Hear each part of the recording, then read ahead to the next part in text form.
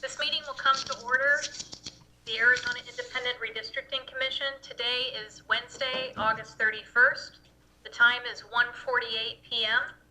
If you could all rise for the Pledge of Allegiance.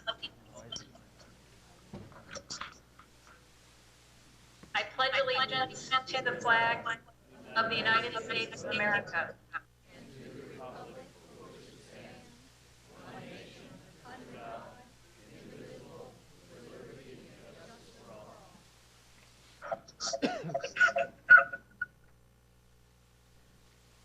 Hey, hopefully we're all still together.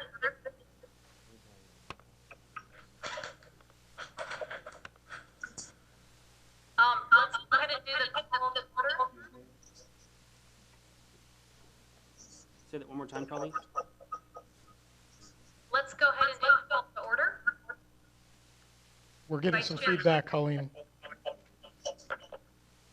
Colleen, can you turn your speakers down, please? Okay, there you go. Let's see. I turned them down to 7. They're 50 now. Is that okay? It's not a very good connection, but yes, we can hear you. We're getting an echo, and the court reporter can't get it until we get that resolved. Should we switch to telephonic?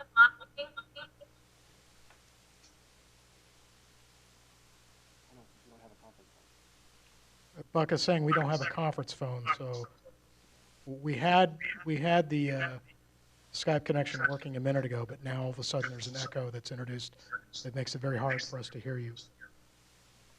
Got it.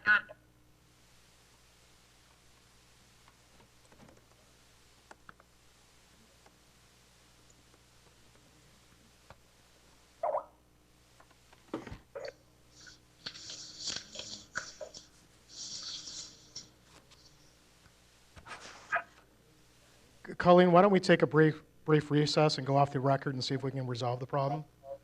Okay, great. Okay, we'll take a brief recess. It's 1:50 p.m. Our recess has ended. I hope everyone had fun. The time is 1:56 p.m. and we'll go ahead and start the call to order. Vice Chair Freeman. Here. Vice Chair Herrera.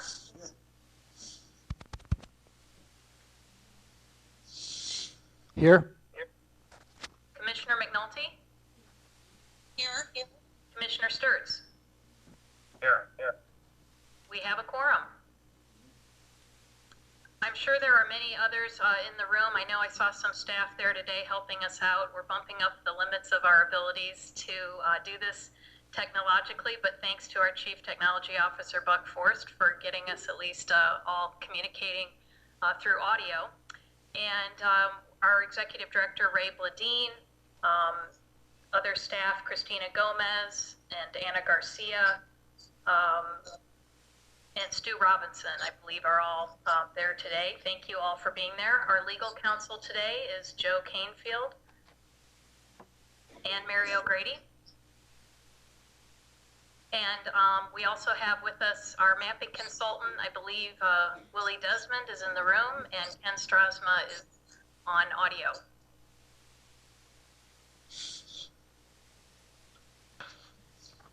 And I believe that's all our introductions. So we'll go ahead and get to the first item on the agenda, which is agenda item 2, discussion and possible action regarding modifying contract amendment with strategic telemetry that requires documentation of contacts regarding the Redistricting Commission. We're all pretty familiar with this agenda item. It's been on our agenda the last 2 times, and I believe our legal counsel drafted some language with 3 options for our consideration that everyone should have received ahead of time. Madam Chair, this is Joe Canfield. I'm happy to cover this one if you're ready. That'd be great, thank you. As you mentioned, I sent everyone a document that has 3 options, which is really 2 options with a sentence thrown in, which I'll explain. And this was done at the direction of the Commission at the last meeting.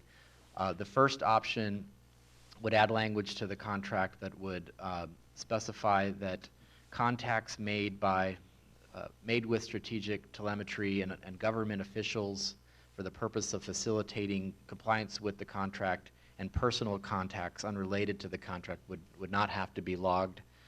Option 2 contains the same language, but I added an additional sentence in which says a contractor shall log all media contacts and refer media inquiries to the IRC's public information officer. That, of course, is optional. We discussed that. I mentioned that as a possible option if the commission would like. I thought I would include it. And then the third option was also requested to be put before the commission, which would exempt contacts with the media from having to be logged. Happy to take any questions. Mr. Kingfield, no, I don't have any questions. If just for expediency, I'd like to make a motion. I'd like to make a motion that we replace the current amendment with option number 3, which I think we all have all 5 commissioners have the wording, so I'd like to. Somebody else talking? Oh, okay. Colleen, when you're Yeah. not talking, you need to mute. So it says contractor shall maintain a log describing all contacts, oral or written, with persons other than IRC staff, attorneys, and commissioners regarding the contract. The log shall include the name of the person, the organization the person represents, the date, and the topic addressed. This does not apply to contacts made while attending a public hearing or meeting of the AIRC or contacts from members of the media. So that is my motion. Is there a second? I'll second it. Any discussion? This is Linda. Madam Chair, this is Scott Freeman. Vice Chair Freeman? Well, Madam Chair, I cannot support the motion. I think it undoes the amendment that the commission previously agreed to. I think the commission should go with option 1, and once we dispense with this motion, assuming it isn't approved, I would move that option 1 be adopted. It simply requires the contractor to log outside contacts unrelated to its work on for the commission, and I think the purpose for having them do that was to attempt to allay some of the public's concern about the work this contractor does for other entities, progressive and democratic entities that it has disclosed. And in the interest of transparency, it would simply be required to log those contacts, and the commission could make them available to the public if it so chose. And the contractor has already said that it has no problem doing that and has in fact been doing that. So I don't think we should be exempting media from that, as like I said in the previous hearing, that really is an undefined term and really is an exception that could swallow up the meaning and intent of the amendment. And for those reasons, I oppose the motion. Mr. Kingfield, there was a motion made in a second. Did you want to make a comment?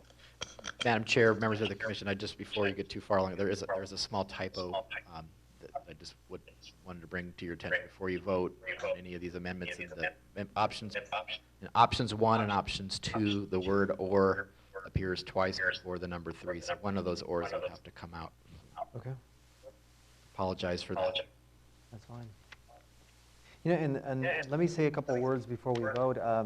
You know, there's a reason why, you know, when we discussed this particular amendment last time, there was all these unintended consequences that were raised at the last meeting, which made it necessary for us to go ahead with option number 3.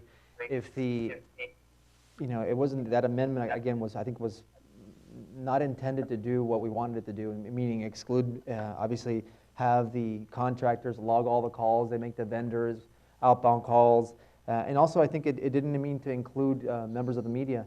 As I stated before, I'm all for freedoms, and I don't want government overreaching and making, having members of the public having to, you know, first of all, having to log, you know, give their information to strategic telemetry, all their contact information. Again, if my fellow commissioners are for freedoms like I am, they would vote for option number 3. And so I would encourage you to do that. Again, we had a nice conversation last time where there was all these issues that were raised because of that amendment. And this is why we're doing this. We're making these, I prefer not to have it, but if we are going to have an amendment, I prefer option 3. So I think it was, there was a second on the motion. Madam Chair? Madam Chair, Commissioner McNulty? option 3, as I look at it, does not address contacts with vendors or government officials or personal contacts. Is that correct, Mr. Canfield? Madam Chair, Commissioner McNulty, that is correct. I apologize for that. So if we would need to include that, Mr. Commissioner Herrera, I think, with the exclusion of the members of the media in order to make this option address all of the issues we were concerned about. I would agree with that. I think we forgot the contracts made with vendors or government officials for the purpose of facilitating compliance with a contract. And then that would include members of the media that this doesn't apply to. So, Madam Chair, members of the commission, thanks to my co-counsel, the suggestion, an easy fix would be if the commission was so inclined to just simply take option number 1 and add the language from option number 3 as the last or. okay. So I would be okay with that.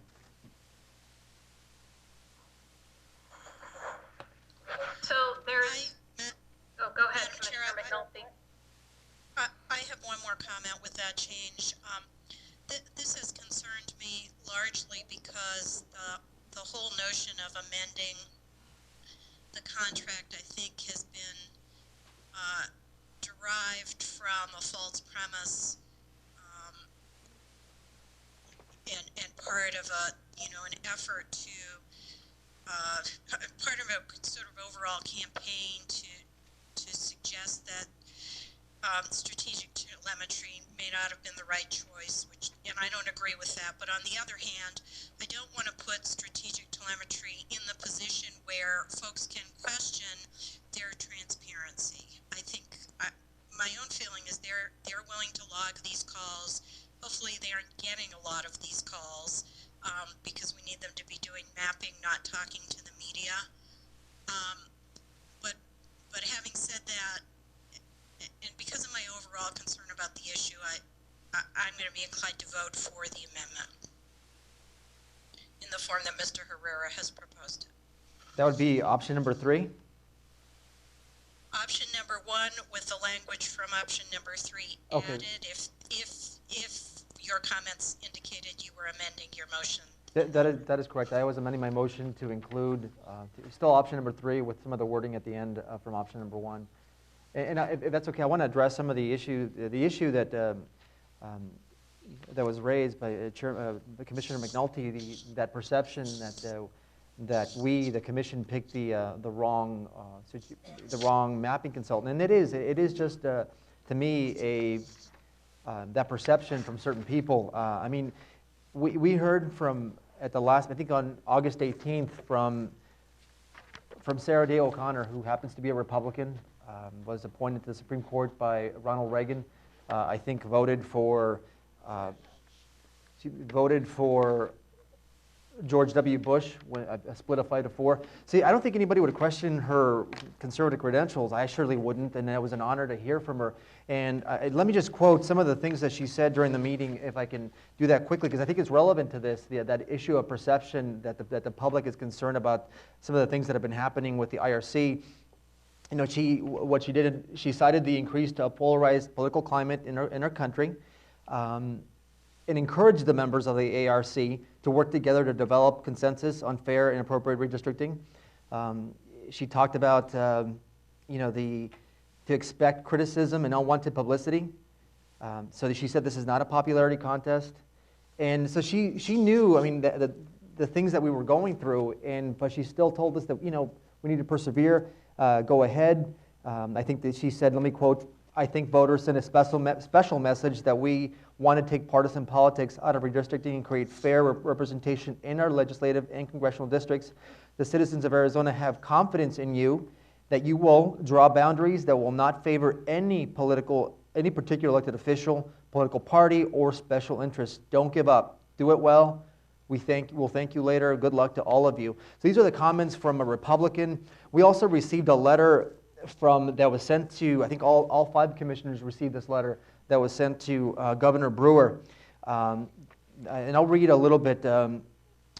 Just when Arizona voters overwhelmingly passed Prop 106 in 2000, they amended our Constitution to remove the ability of politicians to gerrymander districts for the benefit of themselves or their political party.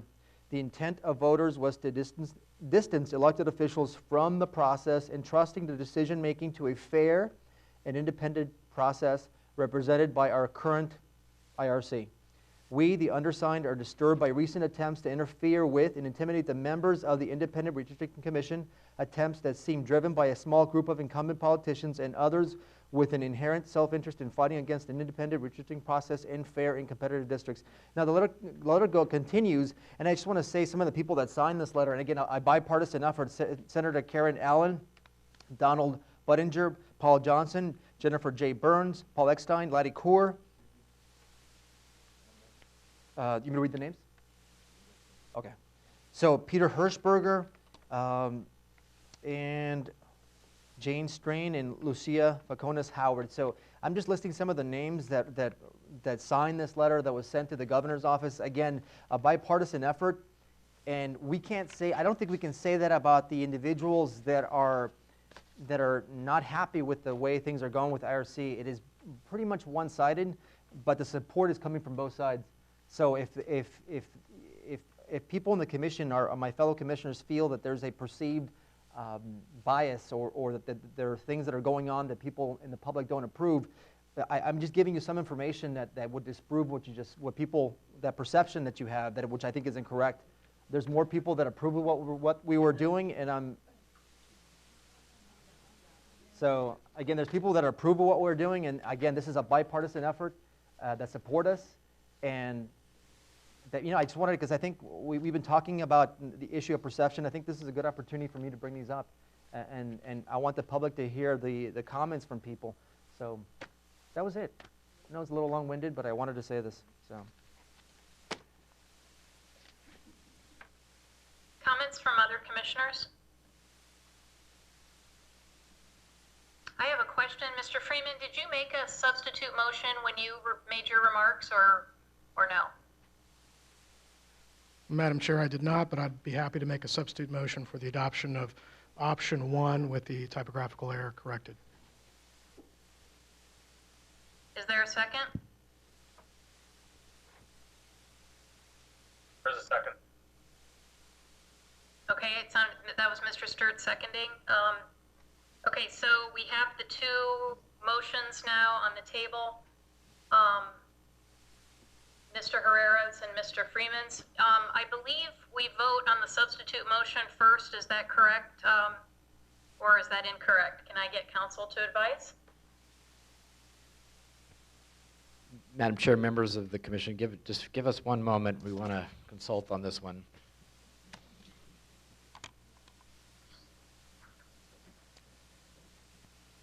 Mr. Bladini, I want to make sure while they're consulting that these letters that were sent from these individuals to the governor, I want to make sure that is entered as part of the record, if it hasn't been already. So appreciate that.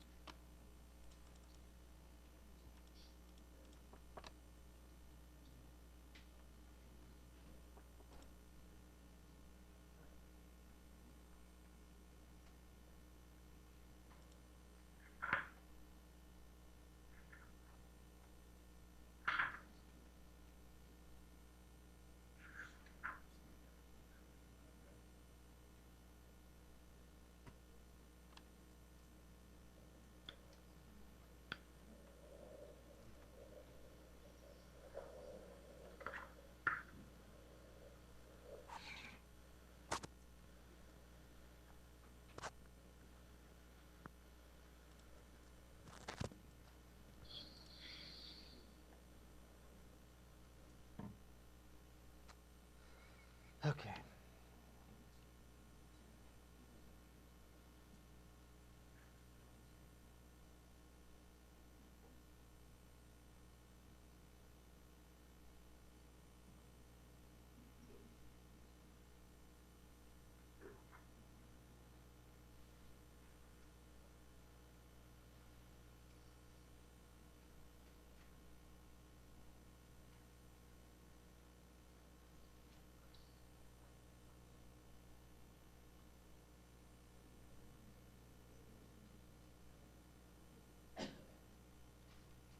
Madam Chair, Mr. Campbell? here's how we believe that the commission should proceed. Mary, Council O'Grady will correct me if I'm wrong. As we understand it, there's a motion on the table and a second, and then there's a motion to substitute, and there's a second. So we believe at this point, the chair should ask the commission whether to substitute the second motion for the first motion and take a vote on that. And if that survives a majority vote, then the commission would then vote on the substituted motion. So there's two votes under Robert's rules as we understand it.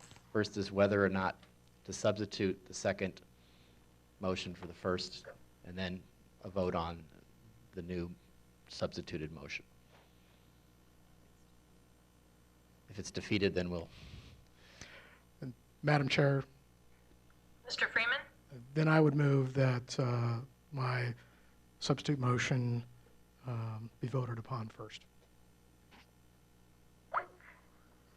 Okay, is there a second?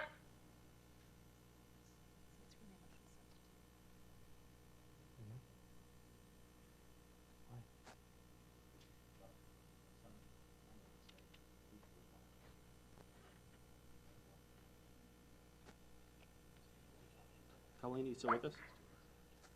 Am I not hearing a second? I don't think there was any. I think that was Rick, went offline. Mr. Sturts, are you there?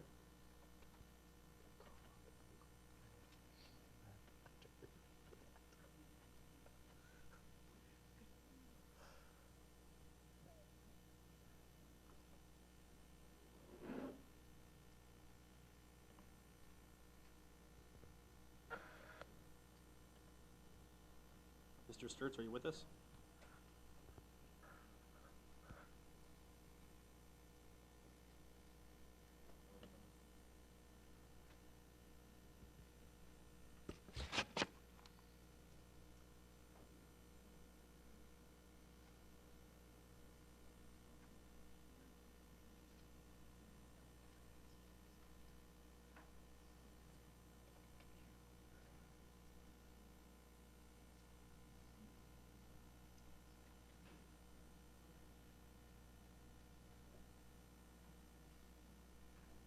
Commissioner Sturts, are you with us? I am. Okay.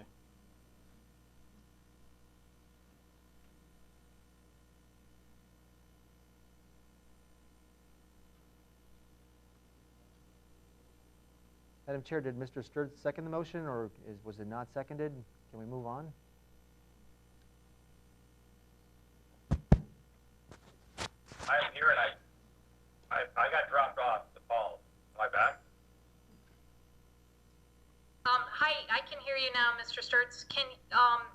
Yeah, you missed a little bit of information, so I'll ask Mr. Freeman to restate his motion.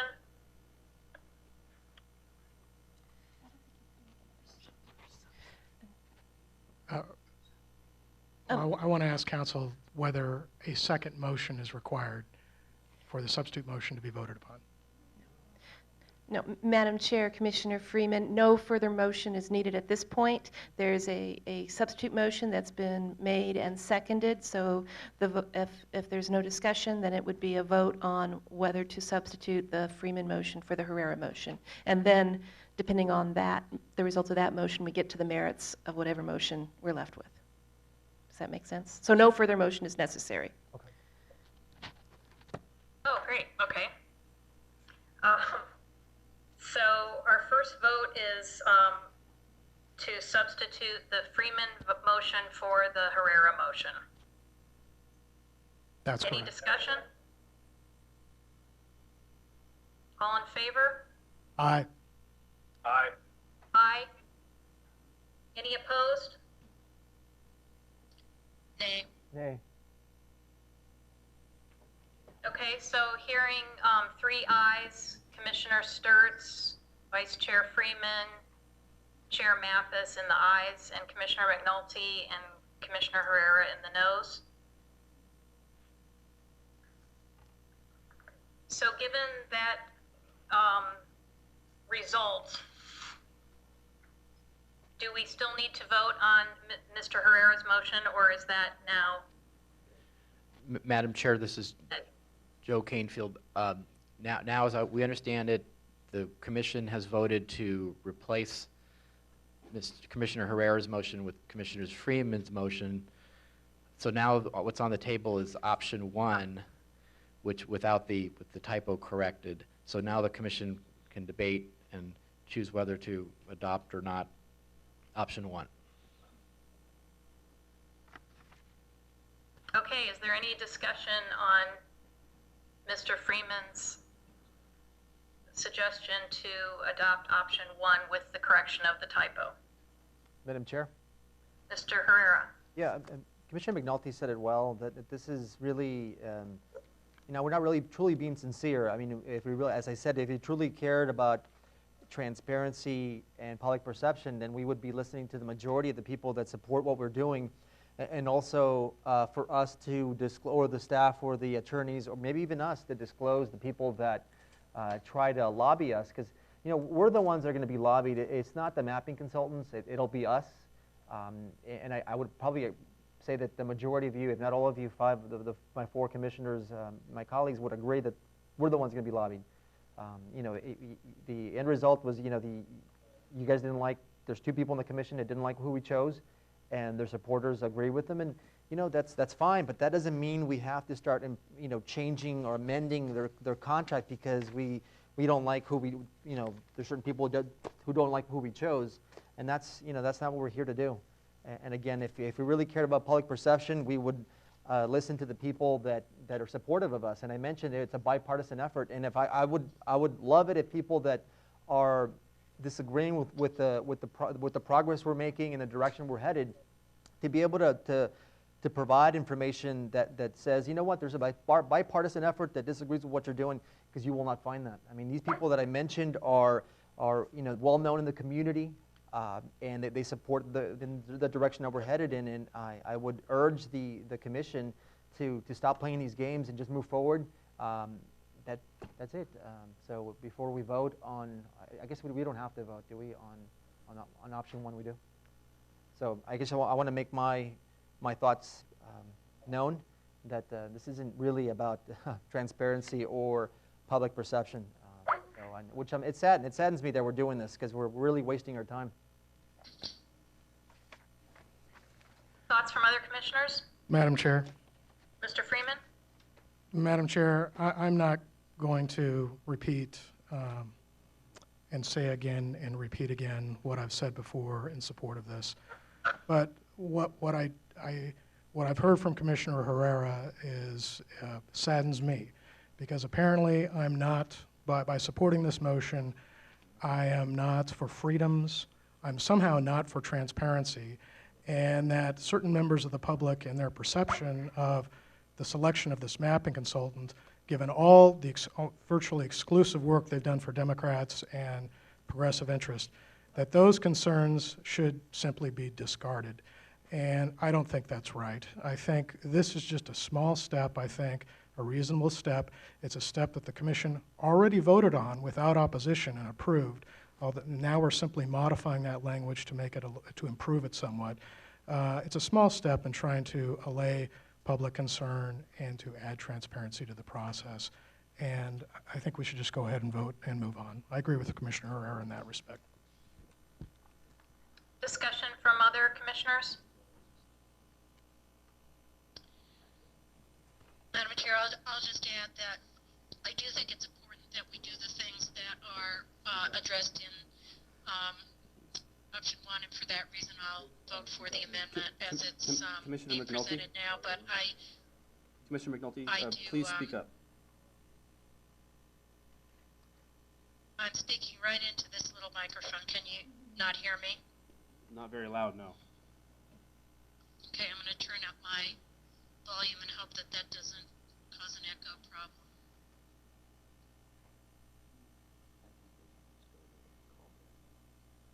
Is this better? I've turned my volume all the way up now. It's a little better. Okay. Is that better? Slightly, yes.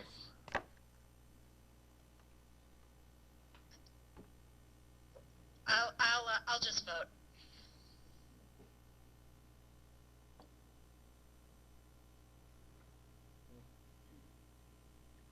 Any other comments from commissioners?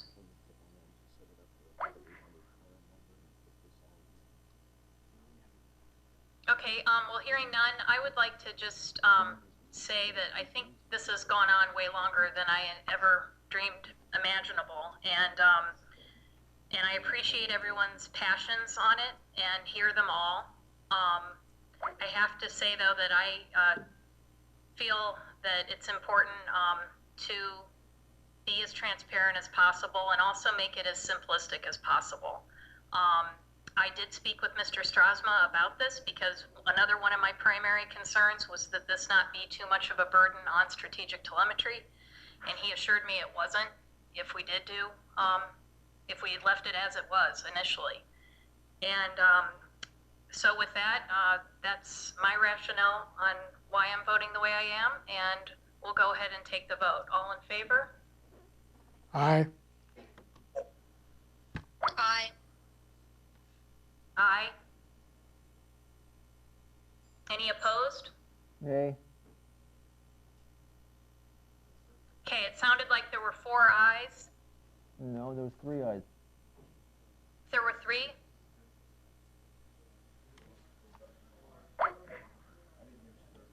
Love it how the audience chimes in. Should, Can we take that vote then? Aye.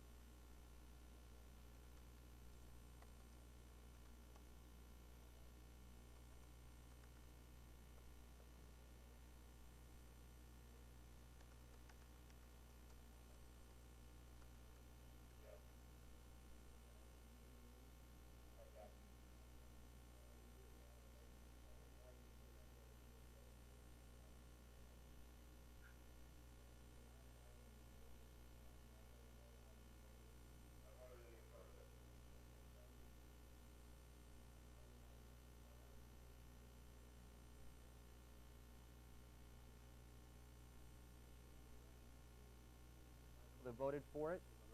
Oh, it's not on.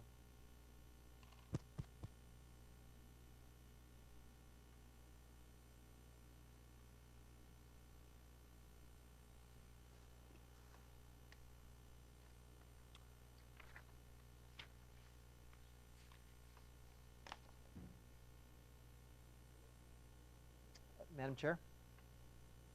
Mr. Freeman, Mr. Herrera, sorry. Just for some clarification, could you read the names of the people, or can the people that voted on the affirmative state their name? Because I had a hard time hearing some people, so I don't know who voted for what. I mean, I know that Commissioner Freeman voted for it, and I think Commissioner Mathis, but can you let me know the other 2? Sure. If there was other 2. I thought I heard Commissioner McNulty and Commissioner Sturts vote in the affirmative. Okay. Thank you for clarifying. Okay, can everyone hear then? So that it sounds like we'll be adopting option 1 with correction of the typo based on a vote of the 4-1.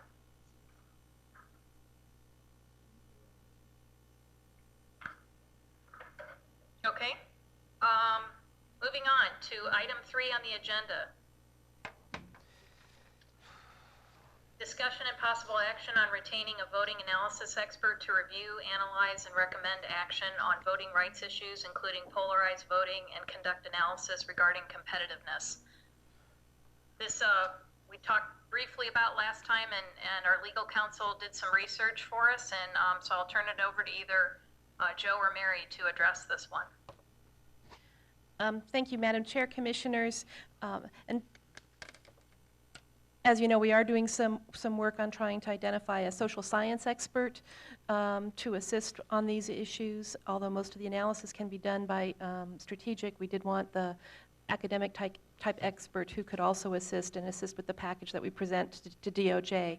We're not ready to present a recommendation to the Commission today, so I would ask that this be placed on future agendas for discussion. We are making progress, but not ready to give a full report just yet. Okay, thank you, Ms. O'Grady. Do any commissioners have any questions for council on this? No.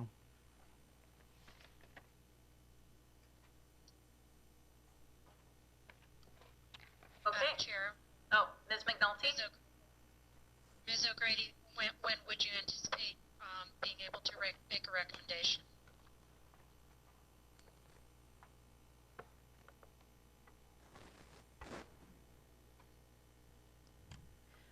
Madam Chair, Commissioner McNulty, we talked to the Executive Director about keeping it on the agenda for the meetings the end of this week and also next week. So hopefully within the next week or so we'll wrap this up, but we do need a little more time.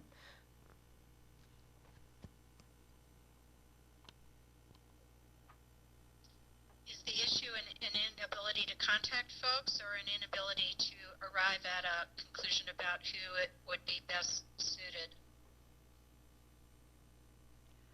I'm not sure I heard the entire question. I don't think we have a recommendation as to who would be best suited to assist with this project, and also want to, in addition to the right person, also work on any budget-related issues. So we just have more work to be done before we bring it to the Commission. Okay. And we have been trying, we're still in the process of contacting some of the folks that we're interested in, and so that process is ongoing. I would just, from my perspective, say this needs to be a very high priority. I agree with Commissioner McNulty. Any other comments from commissioners or questions for council?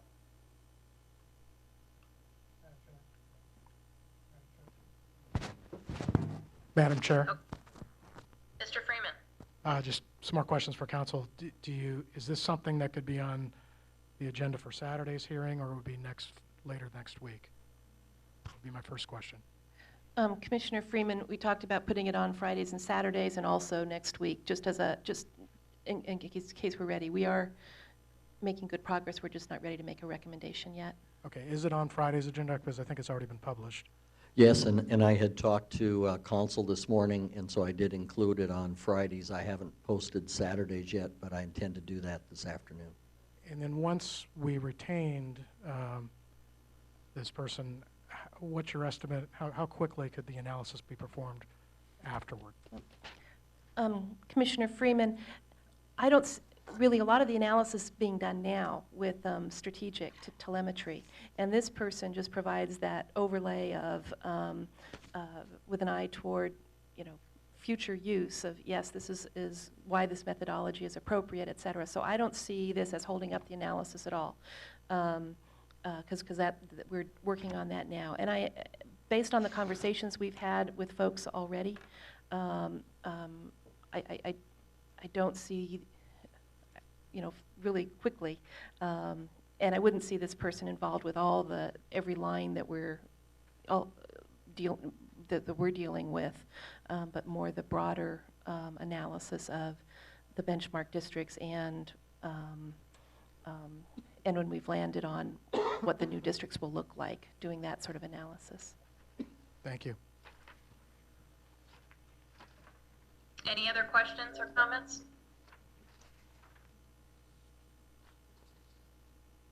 Okay, thank you, Mary, and we'll look forward to learning more, hopefully, at our next meeting on Friday. Our next agenda item is number 4, presentation and discussion of competitiveness and compactness and how they are measured. This is an item that was on our agenda a few weeks ago, and Mr. Strasmo was ready to give us that presentation, but we were running short on time, so we postponed it, and so he'll be giving that today for us. And you all should have received it electronically too, in your email today, if you didn't check that yet. So. Okay, thank you, Madam Chair and Commissioners. I'm told that the PowerPoint is not going to be visible on the live stream. So for people who do not have it, just wanted to let you know that it will be available on the ARC website under the meeting section. If I could direct your attention first to the PowerPoint for compactness measures, I thought we would address that first and then competitiveness. Second, not sure if it's up in the meeting room. Okay, if you could go to slide number 2, please. On why is compactness important? This slide number 2, you'll see the very familiar original gerrymander, the state senate district in Massachusetts in 1812 that was described as being similar to a salamander. Named after Governor Geary. That was the original gerrymander, now in popular usage referred to as gerrymander. One of the reasons that so many states have compactness as one of their criteria is to make it harder to have districts like this that don't pass the smell test. It's difficult to be gerrymandering districts to achieve political consequences if there's a requirement that they have to be compact and contiguous. There are also other reasons why compactness is important that have been brought up at the public hearings. One of the common themes that people brought up is how difficult it is both for candidates and for constituents to travel the length of a long spread out district, for candidates to campaign effectively in an entire district, and for constituents to make it to their legislators' listening sessions and candidate debates. So there is another reason for wanting to favor compact districts. With that in mind, though, a more nuanced measure of compactness could be needed district by district. It's possible that a district would be mathematically considered to be quite compact, but 2 parts of the district could be separated by a river or a mountain range without a road connecting them. So while on the map it would look compact, it would not be possible for a voter to get from one part of the district to another without driving long distances outside the district. So that is one of the reasons why there does need to be a nuanced look district by district when we're talking about competitiveness. Another consideration to be taken into account, many of these measures of compactness are based on the concept of a circle being the most ideally compact shape. It's possible to draw a district that is close to circular in shape for a single district, but obviously you can't make an entire plan of circular districts because they don't fit together nicely. So that has to be taken into account as well. I wanted to go through a few of the common measures of compactness that are used and show how even these common measures can yield some fairly different results. For these examples, we're going to discuss the current congressional grid map option that we're working under. So just wanted to remind you that these numbers are based on the grid map, not the existing congressional districts.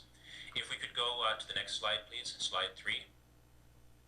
One of the measures of compactness is what's called the perimeter test, where the overall perimeter of all districts in a state is compared between 2 plans. Now, this measure can't be used to compare the compactness of 2 individual districts, because obviously a district in a dense urban area is going to have a much smaller perimeter than a large, sparsely populated rural district. However, if the total perimeters of the districts across the state are compared, There is a school of thought that the plan with the lowest total perimeter among all the districts would be considered more compact because there were fewer zigzags or squiggles among the district boundaries. If we could go to the next slide, slide 4, please.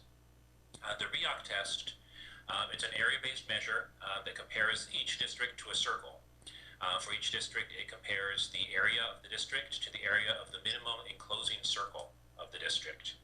At this point, perhaps I should discuss a few of the mapping concepts that are used in these measures. The enclosing circle, as the name suggests, is the smallest circle that fits entirely around a district. Some of the other measures use the largest inscribed circle. That's the largest circle that you can fit inside a district. And a third concept is the convex hull. That's the smallest convex polygon that can be fitted around a district. One of the best ways I've heard to describe the convex hull is if you imagine stretching a rubber band around the outside of a district to make the smallest shape that's entirely convex that fits around the district. Anyway, under the REOC test, where you compare the area of the district to the area of the minimum enclosing circle, grid map CD1 has the best compactness score. These range from 0 to 1, with 1 being considered the most compact. So CD1 is the best, CDs 5 and 8 are considered the worst. Next slide, please. You'll see on CD1, because we're comparing this shape to a circle, the district isn't that different from circular in shape, hence the good score under the REOC test. CDs 5 and 8 are considered the worst. CD5 you'll see popping up as the worst under a lot of these different measures. The very tall, narrow portion of the district means that the minimum enclosing circle is going to be fairly large compared to the overall district size. And CD8, the long diagonal distance from the southwest to the northeast corner means that minimum enclosing circle also is fairly large, hence these two districts having the worst measures under the REOC test. If we could have the next slide, please, going to slide number 7, the Polsby-Popper test. This was the measure that was adopted by the last commission as their definition of compactness. The Polsby-Popper test compares the area of the district to a circle with the same perimeter as the district. One good way to think about this is if you imagine taking the perimeter of the district and stretching it out until it was circular in shape, and then comparing those two. Again, this is a measure that ranges from 0 to 1, with 1 being considered the most compact. And this is a measure where the squiggly, zigzaggy lines on the border will adversely impact the district's compactness score because those lines, when stretched out, form a larger circle. One of the drawbacks of this measure is that natural boundaries, which, rivers, mountain ranges, etc., which are sometimes not perfect straight lines, will adversely impact the score. On the grid map, the best district is grid CD9 and the worst CD5. If you go to the next slide, please, slide 8, you'll see CD9 does not have that many squiggles or zigzags and at large portions that are perfectly straight lines, hence the fairly small difference between the circle that can be drawn with the same perimeter and the district's actual area. The CD5, which as I mentioned before, we'll see cropping up a lot, has the very jagged lines in the southern part of the district, making for a much larger circle that can be drawn with the same perimeter, hence CD5 having the worst compactness score under the Polsby-Popper test. If we could go to the next slide, slide 10. This begins a couple measures that look not just at the area of a district compared to one or more potential ideal districts, as has been the case with the previous tests. These look at how the population is distributed within the districts. I'm sorry, Ken. Hold on 1 second, please.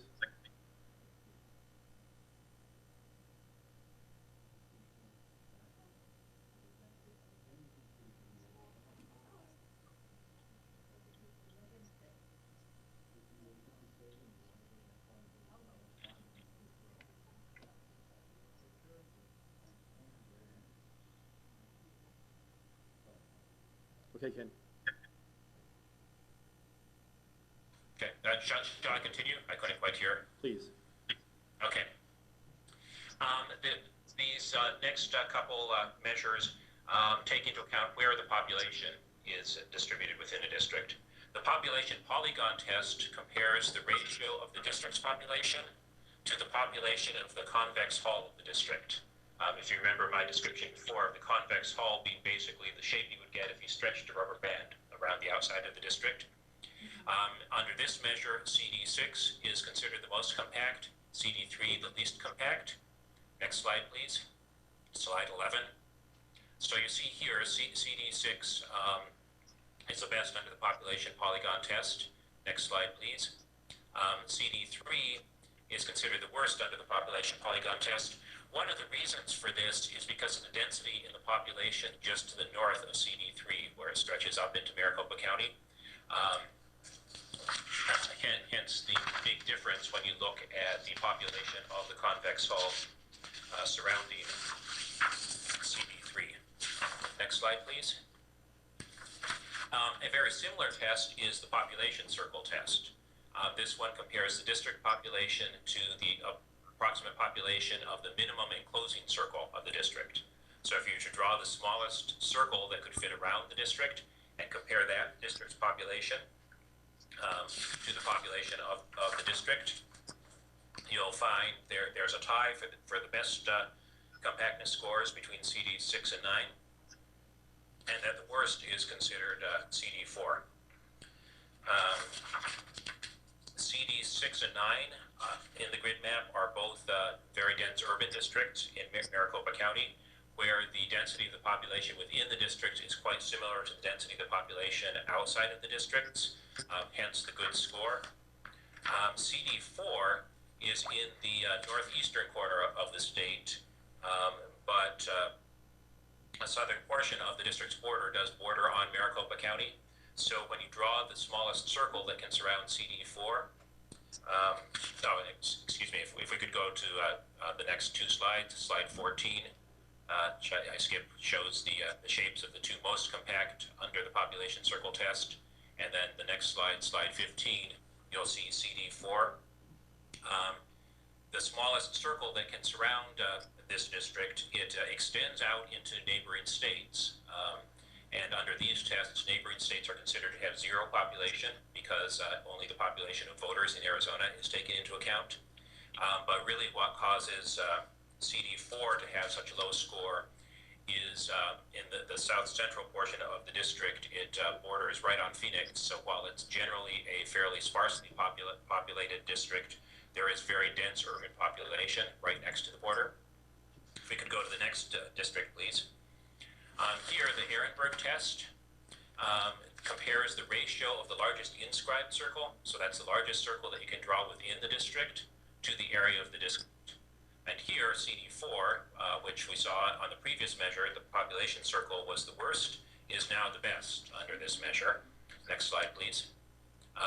You'll see that it's possible to draw a circle which includes a very large ratio of the district's overall population. Next slide, please. Slide 18.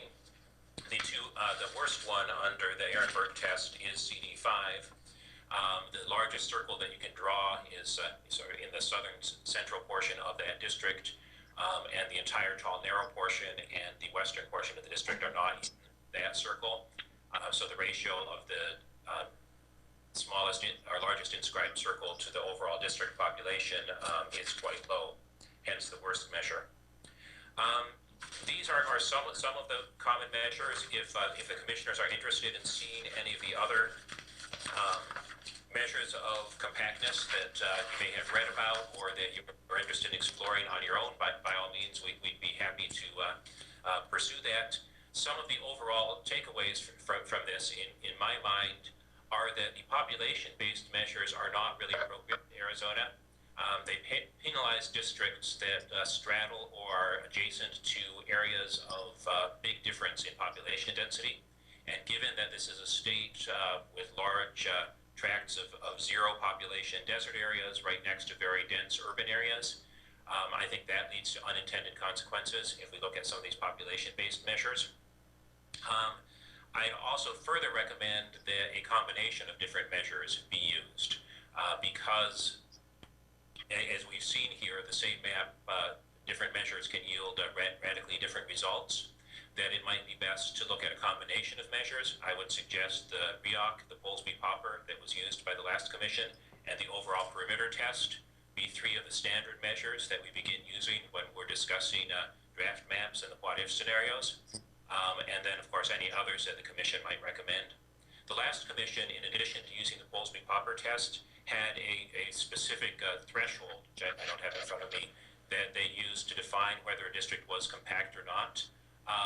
An additional recommendation I would make be that the commission not adopt any kind of bright line yes or no measure of compactness, but rather look at these districts as being more or less compact and favor, where possible, the districts that are more compact, rather than saying that there is a certain category of districts that are compact and a certain category that are not. We have a second presentation addressing competitiveness, but I'd like to ask if there are questions on the compactness measures before we move on to competitiveness. Thank you, Ken. Any questions from commissioners? Madam Chair? Mr. Herrera? Yeah, this is a message from Mr. Strasmer. What kind of impact does the Voting Rights Act have on compactness? Thank you. It definitely does have an impact. I mentioned at the beginning about compactness being intended to prevent gerrymandering, districts that don't pass the smell test. One of the things I should have added at that point is oftentimes there are compelling and overriding reasons why a district cannot be compact, and foremost among those is compliance with the Voting Rights Act. It may be possible, it may be necessary to have a district that's not ideally compact in order to comply with the Voting Rights Act.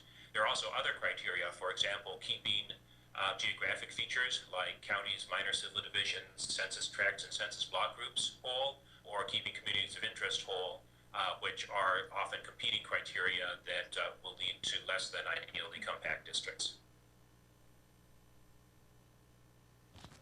Thank you. Any other questions?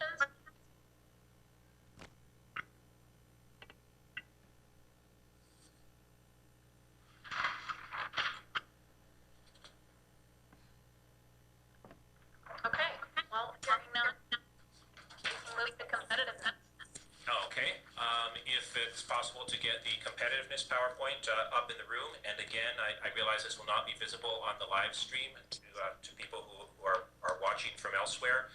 The PowerPoint will, however, be available on the ARC website. If we could go to slide number 2, please. Competitiveness is an issue that came up quite frequently in public hearings and in other public input to the commission. And one of the common themes that people brought up was that they did not consider their districts competitive if the outcome was preordained. Very often people would describe a district in which the primary decided the outcome of the election. The general election electorate was so overwhelmingly Democratic or Republican that whoever won the majority party's primary was virtually guaranteed to win the general election. Hence, the general election contests weren't very seriously contested. Voters lost interest, turnout suffered, and as many people said in their minds, the quality of the candidates that were recruited in those districts suffered it as well. So we're looking for ways to define whether or not the outcome of a district is in question. And that's the general consensus as to what makes a district competitive or not.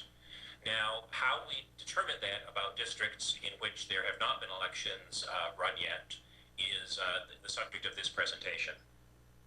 The current district lines have been in use for 4 elections from 2004 through 2010. Each district, of course, has 1 senator and 2 representatives, which means that we have a nice mix of 12 legislative elections that have been run in each district under the current lines, and that no one dominant personality will be overly skewing the election results in these districts, because there are at least three different members who have represented these districts for a combined total of 12 elections. When we look at the elections that were run under the existing lines, 13 of the districts have elected Republicans in all 12 of those past elections. 8 of the districts have elected Democrats in all 12 of those elections. 9 districts have elected both Democrats and Republicans. 3 of those 9 that have elected representatives from both parties have elected one or the other in 11 out of those 12 elections.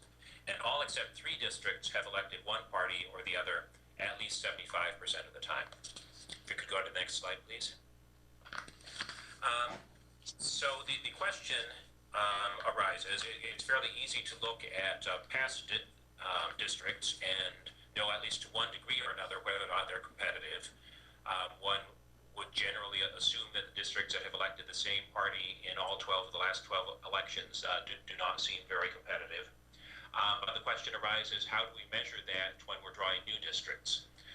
It would not work to look at past legislative results when looking at the new districts, because the new districts are going to have to take in territory from multiple old districts, which means that we may be combining election results from some races that were seriously contested and others that weren't, thus skewing the results. Therefore, both going forward and also the approach that was taken by the last commission has to be to look at some other proxies for the legislative vote in order to predict how these districts are likely to vote. The last commission used 2 different measures for competitiveness, and they're both designed to identify districts where the projected vote would, between the 2 major parties would be within 7%. The first method, and the one that was adopted in the official criteria, was to use the Judge-It program, which simulates future elections and look for districts where the projected major party vote was within 7% between the Democratic and Republican candidate. The second was to use the AQD score, short for Arizona Quick and Dirty, which was the average of the vote cast for corporate commission in 1998 and 2000. This score was used because it was possible to do very quick analysis as changes were made to the districts compared to the Judge-It program that would have to run overnight and did not lend itself to analyzing changes as maps were being drawn. If we could go to the next slide, please, slide 4. Here you'll see the congressional districts in the state sorted by the AQD score used by the last district. I should mention the congressional districts have been used for one more election. They've been used from 2002 through 2010, so the congressional lines have been in use for 5 elections. The red and blue bars show the number of elections that have been won by each party. I should point out, in case this is confusing, these are not chronological, it's just the total number. So you see at the top of the chart, these are sorted by the AQD Republican score, percent Republican. So we have 2 districts that are 35.9 and 36.4%. These are CDs 7 and 4, which are the 2 voting rights majority Hispanic districts. So those have the lowest average Republican percent under the AQD score and have elected Democrats in all 5 of the last 5 elections. At the bottom of this chart, you'll see the 3 districts. There are CDs 2, 3, and 6 that have AQD scores of 58.4, 58.8, and 62.4. All 3 of these districts have elected Republicans in all 5 of the last 5 elections. And the middle 3 districts have elected a mix of Democrats and Republicans. I should point out also that CD5 has the exact same AQD score as CD2, although CD5 elected a Democrat twice and Republican 3 times, and CD2 elected Republican 5 times. So that shows that you can have, the exact same partisan makeup based on a particular score and a different outcome. Although in congressional elections, because the amount to which they are personality driven and high budget races, they may deviate more from a district's underlying partisanship than a legislative race might, as we'll see shortly. If we could go to the next slide, please, slide 5. Under the definition of competitiveness used by the last commission, only one district, the current congressional district 8, was considered to be competitive. So we'll see that this definition definitely succeeded in that the district it defined as competitive is very clearly competitive, having been won by a Democrat 3 times or Republican twice over the last decade. However, the definition may have been overly restrictive given that the districts just above and just below CD8, CDs 1 and 5, have also elected a mix of Democrats and Republicans. So that's a look, as was requested at an earlier meeting, at how the previous definition fared. Now looking at how we would analyze districts going forward. If we could go to the next slide, please. This is the congressional districts ranked by the average percent Republican in statewide races from 2008 to 2010. As was discussed at a previous meeting, we currently have access to 2008 and 2010 election results in a form that can be matched to census. We may or may not have to go back and do the line changes necessary to load the 04 and 06 election results in a format that can be used. So for this analysis, we are only using 2008 and 2010 election results. We ran the correlation analysis between the percent Democrat and Republican in each of the statewide partisan races and the number of congressional and legislative seats won by each party. And found some interesting results. Generally speaking, there was a relatively high correlation between 80% and the mid-90s, or 0.8 and 0.9 some, indicating that there's a very strong relationship between these average partisan percents and the electoral outcome in the congressional districts and legislative districts. You can think about correlation as if you had a chart where on one axis you showed the percent Republican, and on the other you showed the percent of times that the Republican candidate has won the congressional or legislative district. A perfect correlation, a perfectly straight line, would have a correlation of 1. So in these instances where it's ranging from 0.8 to 0.94, there's a fairly strong correlation. Interestingly, though, the races with the lowest correlation were the corporation commissioner races, the ones used by the last commission, suggesting that there may have been a change in the nature of these elections over the last 10 years, and indicating that we probably don't want to use the exact same measure as was used before, but rather an average of all the statewide partisan races. I definitely do suggest using a combination of the 2008 and 2010 election results. That way we have the most recent two elections, and given the changing nature of the electorate in Arizona and elsewhere, it makes sense to be looking at recent results. Also, we have both a presidential year and non-presidential year election.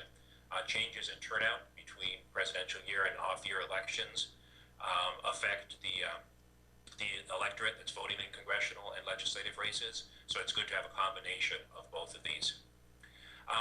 So anyway, that's how we arrived at this approach of using the average of all of these races. We did look at the correlations of each race individually, and concluded that the best predictor was the average of all of them. You'll see here that, again, just as with the AQD score, the 3 congressional districts that have elected a mix of Democrats and Republicans are clustered in the middle of the range between 50 and 59% Republican on the average for the statewide races. We have next slide, please, slide 7. Another approach different from looking at the electoral outcomes would be to look at party registration. And so in this case, we looked at the percent Republican as a percent of the major party vote. So Republican of the total Republican and Democratic vote. And again, see that the 3 congressional districts in the middle of this score are also the 3 that have elected a mix of Democrats and Republicans.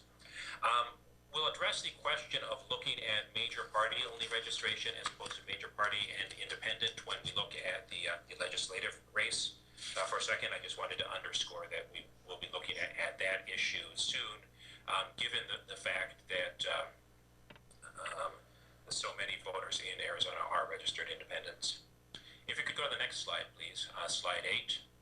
This is a look at legislative election outcomes based on the AQD score used by the last commission, so the average of the Corporation Commission elections from 1998 and 2000.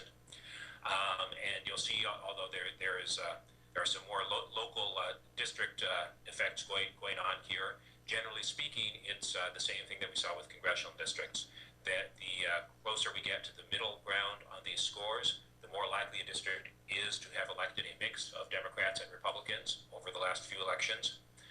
Whereas at the top and the bottom of the chart, you'll see the districts that have elected only Democrats or only Republicans. Next slide, please, slide 9. Here you'll see the 3 districts that were defined as competitiveness under the former commission's definition. Again, as with the congressional map, they appear to have correctly assessed these 3 districts, that they have all elected a mix of Democrats or Republicans over the last year. And again, it is possible that other districts could be considered competitive that were not captured by this particular definition. Next slide, please. Slide 10. Here we've looked at the average percent Republican in statewide races, again, just as we did for the congressional map. And you'll see here that with the exception of one outlier, we see most of the races that have elected a mix of Democrats and Republicans clustered between, I believe, 43.6 and 57.1%. The 8 districts with less than a 35% average Republican vote, Democrats won 12 of the last 12 elections, districts that would not be considered competitive. And in 6 of the districts with 65% or above, Republicans have won 12 of the last 12. This below 35 and above 65% range is fairly commonly used to define safe districts for one party or another. So I do believe that the middle ground between 35 and 65 is likely to be where we will be finding the bulk of districts where the general election outcome is in question. I should highlight the outlier that you'll see there at 63.2%. That's LD5. There's a fairly large gap between the last district that's elected a mix of Democrats and Republicans, the one at 57.1, down to LD5, which is the most Republican district under this measure that has elected both Democrats or Republicans over the last 10 years. If you could go to the next slide, please, slide 13.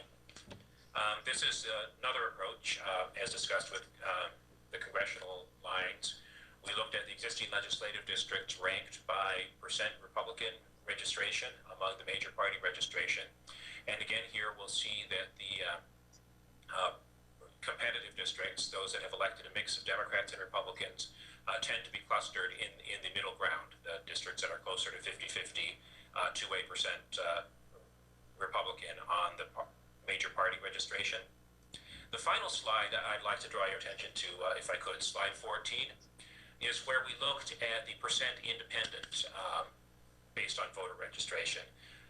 A few people spoke at public hearings about the question of looking at registered independents as a measure of competitiveness in a district, and the general theme was that although there may be people in an area that are registered as independent, they tend to vote with the majority of party registration in their particular area. That registered independents may be more conservative or more liberal, depending on the area they're in, and not necessarily be a block of swing voters that necessarily mean that a district is more competitive. You'll see based on this chart that's sorted from most to from the highest to the lowest percent independent as party registration, that there really isn't any pattern to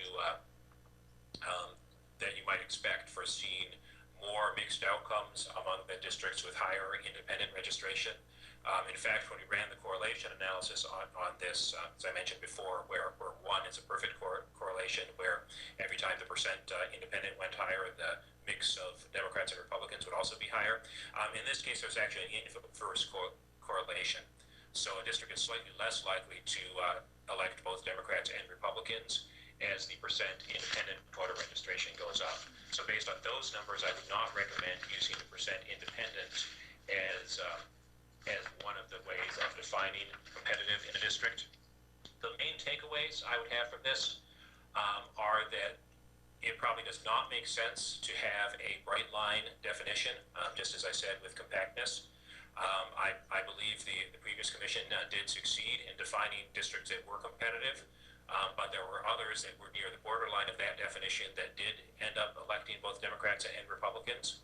So rather, I would suggest, as with competitiveness, that this be on a scale where districts can be defined as more or less competitive, with either or both the party registration or the average of the last 2 elections being used, and the distance from 50-50 being the measure of how competitive or not a district is. So the closer they are to 50-50 on those 2 measures, the more likely it is that they would be electing members of both parties going forward. I'd be happy to take any questions on this one.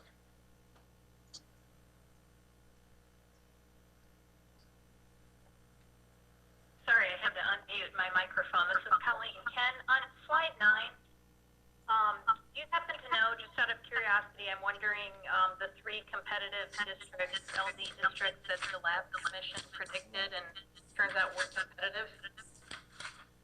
One moment, please. I'll see if I have that handy. I do not have that right in front of me. Commissioner, excuse me, Madam Chair, can you repeat what you said? We couldn't hear you here. Oh, I'm sorry. I was asking Mr. Strasma about slide number 9. I was just curious to know if he knew which legislative districts were deemed competitive by the last commission, that it looked like it turned out they indeed were. Those districts were LDs 5, 17, and 24. Thanks.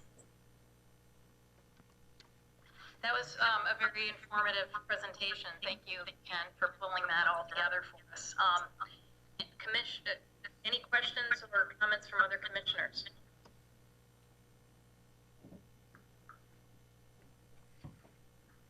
Madam Chair, Mr. Sturts? this has been a tremendous amount of data that we're needing to distill for both the compactness and competitiveness. I'd like the opportunity to continue this conversation during Friday and Saturday mapping session as it applies to applicability of data to our process. I agree. Any other comments from other commissioners?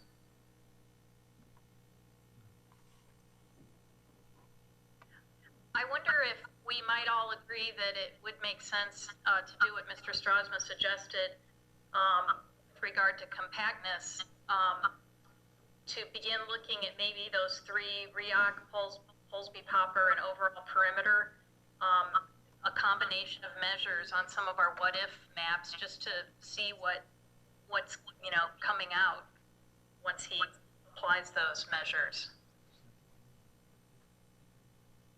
I don't know if that takes a lot of time, Mr. Strasma. I don't want to be adding a ton of work there, but if it is if it is easy to apply those to some of our what-ifs, it might be informative for us. We can certainly do that for the next meeting.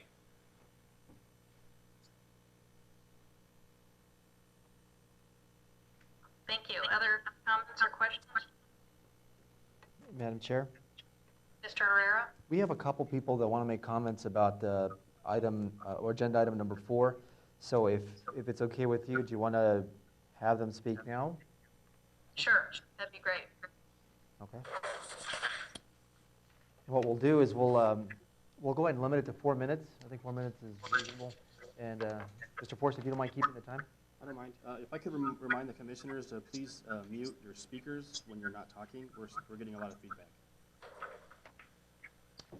Okay, thank you.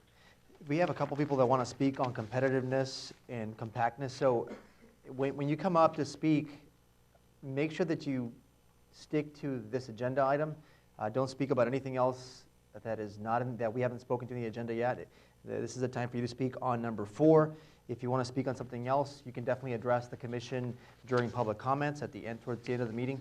So this is about competitiveness and compactness, and Ann Hines is our first speaker, and we'll make sure that. Okay. And we have Julie Pastrick. Again, let's limit our comments to 4 minutes. Go ahead.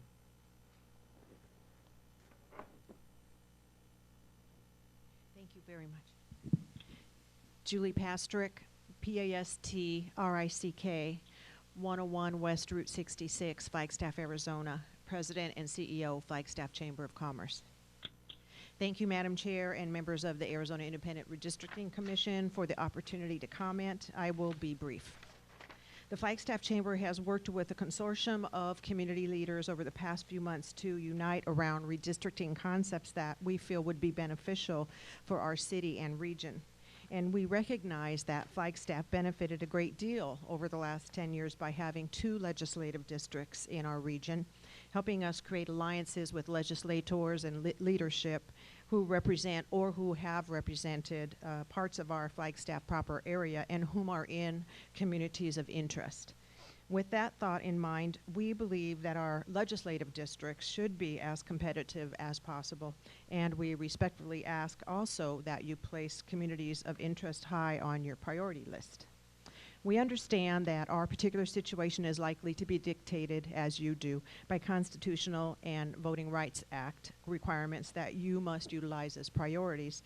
We remain hopeful that in the end, our districts that we end up with will reflect our 2 main concerns well, competitiveness and communities of interest. While we've not specifically defined communities of interest, we know that Flagstaff shares many commonalities in rural Arizona with other rural cities and towns, including as far away as Show Low and Payson to the east, and to the south and west, our neighbors in Yavapai County and Prescott and Sedona.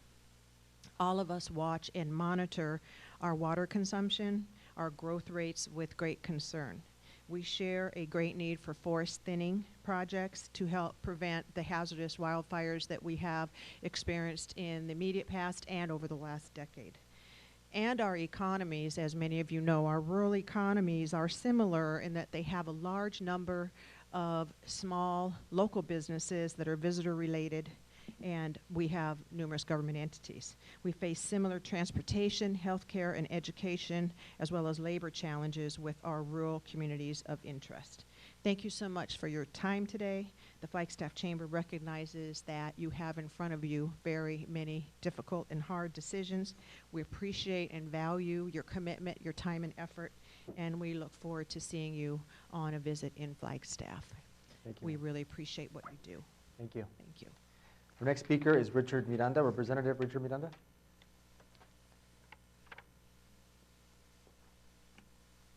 Thank you. Good afternoon. Richard Miranda, M-I-R-A-N-D-A. Thank you. I represent the Arizona Minority Coalition, and I'm going to keep my comments to the presentation, compactness and competitiveness. And it's interesting that the presentation also acknowledged that you can't have competitiveness in a majority-minority area. And I just want to make sure that I reflect that and use that as a point that you will consider when you're considering competitiveness. Those 2 things don't go hand in hand. Obviously, with the voting performance of some of those congressional and legislative districts.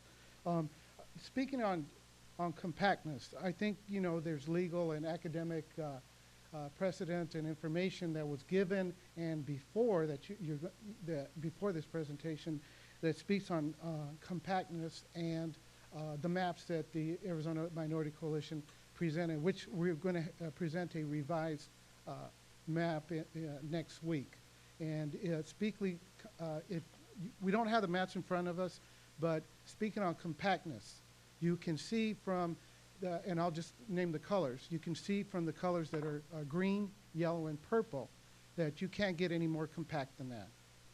And you create an additional majority-minority district in the west side of the Phoenix urban area. And I think that's important given the fact that Hispanic population growth accounted for more than 43% of the total population growth here in Arizona. And that's something that when considering all these different aspects you're going to have to consider. It's interesting also that our maps, you brought up the point about density population outside the district boundaries. Those don't change in the maps that we present, especially in the green, yellow, and purple. And I know you don't have in front of you, but you do have. Those density populations don't change. In fact, they more or less remain the same. So we're not incorporating desert areas. We're not incorporating forest areas or agricultural areas. These areas are pretty compact. And also, We do use the other issue on compactness that was brought up from this presentation is geographic boundaries. We do use the geographic boundaries of the Salt River and also the South Mountain, Estrella Mountains. And also we do use the Agua Fria River on the west side. So given this presentation that was given to you today, you know, the Arizona Coalition maps most definitely feel some of those requirements that you're going to have to consider. Also, it was brought up that sometimes compactness doesn't really correlate with the Voting Rights Act. And bringing that up again, this compactness issue that we presented on these particular maps does really go with the Voting Rights Act because it combines communities of interest, minority populations that have the same socioeconomic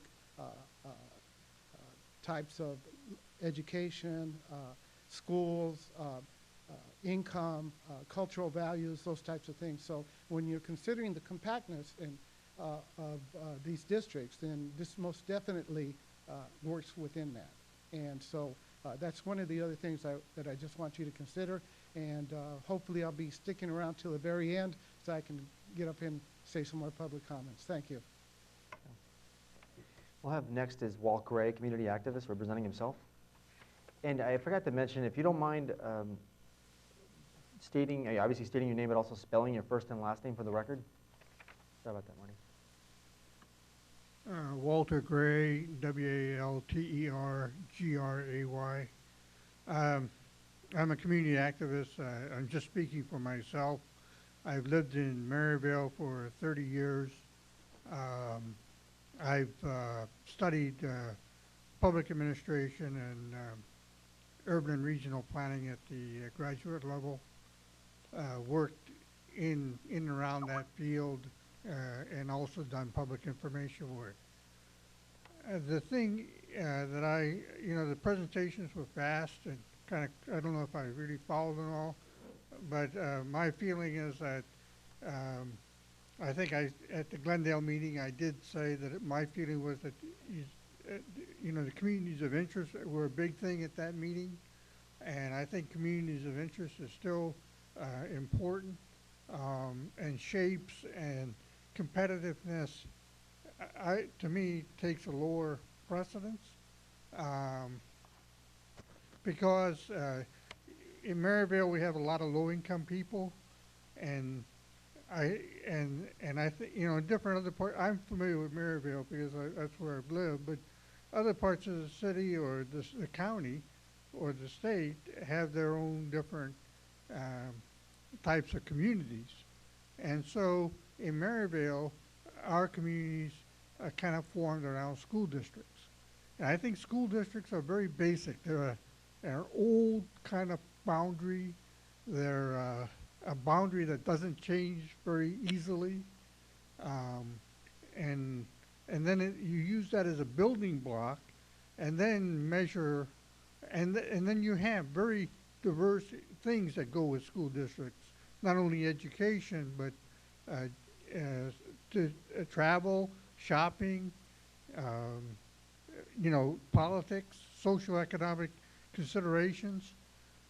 So you have a lot of things that come into this play of communities of interest. And so I see that as a building block. And then another comment is that I feel, I made this comment also in Glendale, that I think your responsibility is great because if you create a structure that around these communities of interest, that will allow the municipalities and the counties to work within those legislative districts, which tend to be larger than the municipal and county boundaries, district boundaries. So I think that those things, the community of interest and building from the bottom up, and then rather than worrying too much, and there's going to be some that's going to be all one way and all the other way. It just hope that there's some balance overall in the whole state. Thank you. Thank you. Next speaker is Lynn St. Angelo, speaking on competitiveness.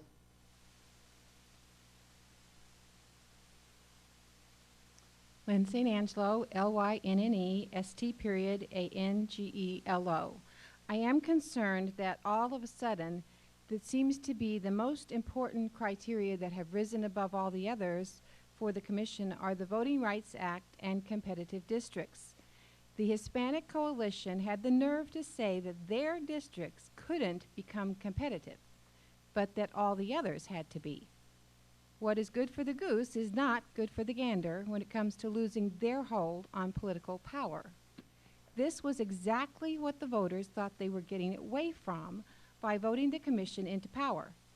The old saying, power tends to corrupt and absolute power corrupts absolutely, still holds true today in Arizona.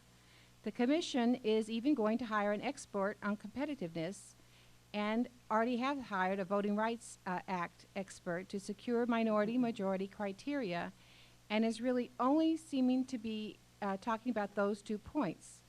For Commissioner Herrera to imply that voters in a coalition district did not get the candidates of their choice because there was no Hispanic elected is ludicrous. Hispanics voted in the hundreds for Ruth McClung in the 2010 election cycle in CD7. Just look at the data. Does that mean she wasn't the candidate of their choice? Frankly, that is very offensive. I know Ruth McClung, and she is a fine, intelligent young woman who Hispanics voted for. It is interesting how very careful the Commission is being to keep Raul Grijalva's district intact for him. You have even mentioned him by name. Again, the very thing the voters thought they were getting away from by voting for the Commission. Guess the voters were fooled. Thank you, ma'am. Ms. Hines, would you like to speak now? Okay. Mohar Sidwell, representing yourself.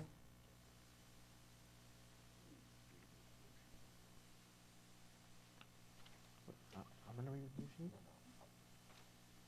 Thank you, Commissioners, once again, and to those of you who are in Tucson also.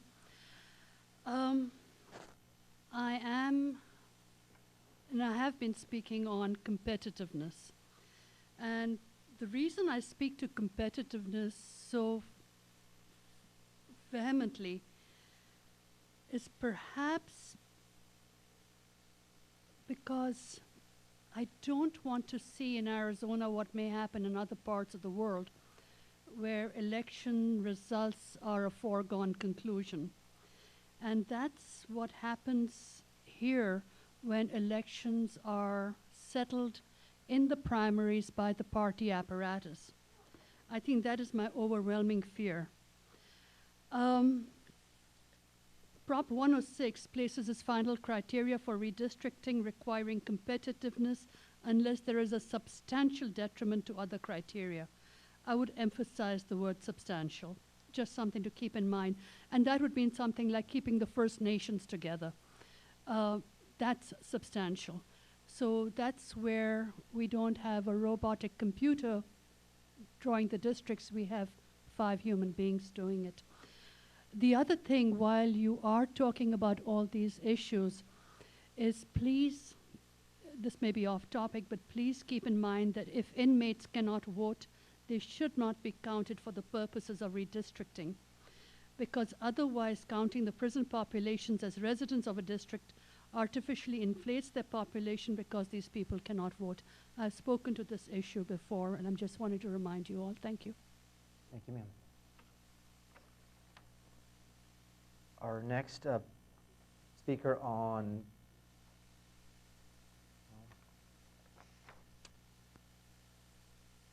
I think those are the only ones that we have on competitiveness. Jim, did you? Sure, how about I mark you off? You can speak again. All right, shouldn't need to. Folks, thank you. I'd like to put up a couple of pictures. Stop at this one. My name is, Jim March, representing Pima County Libertarian Party. Last name is spelled same as the month. Let me show you some maps that are not proposed district maps. This one shows Arizona's tribal lands. You see the big in light tan. The big Navajo Hopi chunk up to the top right corner. the Tohono O'odham in the south middle, and the two biggest Apache bands in the right middle area, basically east of Maricopa County, are the three biggest. Now let's go to the next map. This one was produced previously. This is a series of dots showing where Arizona's prisons are. The different colors of prison, you've got yellow diamonds, you've got round orange blobs. There are different types. I know that off the top of my head, the orange blobs are state prisons, which is the biggest populations.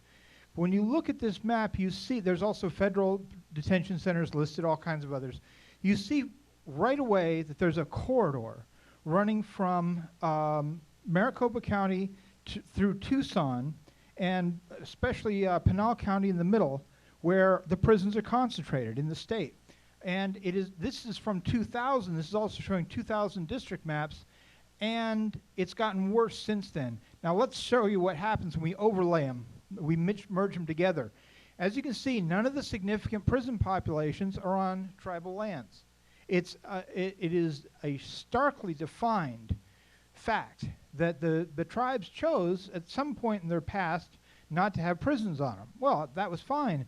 But I don't think anybody told them at that point that that means your voting is going to get messed with. Because, look, let me be clear about something. I'm no longer here trying to push a particular map or a particular plan. All I care about is the integrity of this process, the transparency of this process, and I'd like to help fix this. Because if any map is applied to this without factoring in those prison populations, you're going to get districts around Pinal County and north and south of it that where each voter effectively has about 110% of a vote, each one. Because if you do this wrong, some of your voters will be effectively voting for some of the prisoners. And the tribal lands, on the other hand, each member of those districts will end up with about maybe 0.97% of a vote. You guys are under absolute mandate to hold to the constitutional principle of one person, one vote. That's one of the most important mandates you've got, because that's pretty much directly in the Constitution when you combine the 14th, 15th, and 19th Amendments. One person, one vote. It was originally one man, one vote until the 19th Amendment came along. The good news is, each of you took an oath to uphold and defend the Constitution when you started this gig, and that's cool. That means that if you're seeing something in state law or in DOJ's rule book or some source other than the U.S. Constitution that seems to mandate making a mistake in this area, that seems to mandate not factoring in these prison populations in some way and ending up with a disparity in the power of people's vote, then you have the ability to override whatever that is that's telling you you need to do that. So there's only two solutions. New York State took the position of actually assigning each prisoner a known real home district that's not the prison. So they decided to handle it a lot like the U.S. military handles soldiers. Soldier checking into the military declares where they're a resident, and they remain legally a resident of that place no matter where in the world they go, literally anywhere on the planet. New York State took that same procedure, except that they don't rely on the prisoner's word for it. It's where they came from. If you can't do that, then this is going to break compactness. But you're going to have some weird tendrils, for example, coming south out of a district, for example, made out of Navajo land. It's going to come down and grab individual prisons to not geographically move them north, but politically move them north, and balance out so that each district you create, whether it's congressional or legislative, each district you create should have roughly similar prison populations. You won't get it exactly right. We understand that. But you're going to have to come close. And if anybody tells you you can't do that, they're in violation of the U.S. Constitution, and I hope you'll stand your ground on that point. And that's about all I got to say. I've given, obviously, an electronic form to him. He's going to put those online. Oh, there's one more picture I'll show you real quick. 2 seconds. 2 seconds. Yeah, this one just shows you what kind of prisons each of those blobs represents and the relative populations. So there's a table showing what the blobs mean. All these are in his hands electronically, and I've got some paper versions here. Thank you, folks. Thank you. Thank you. You have Joe Murphy wanting to speak on competitiveness, representing himself.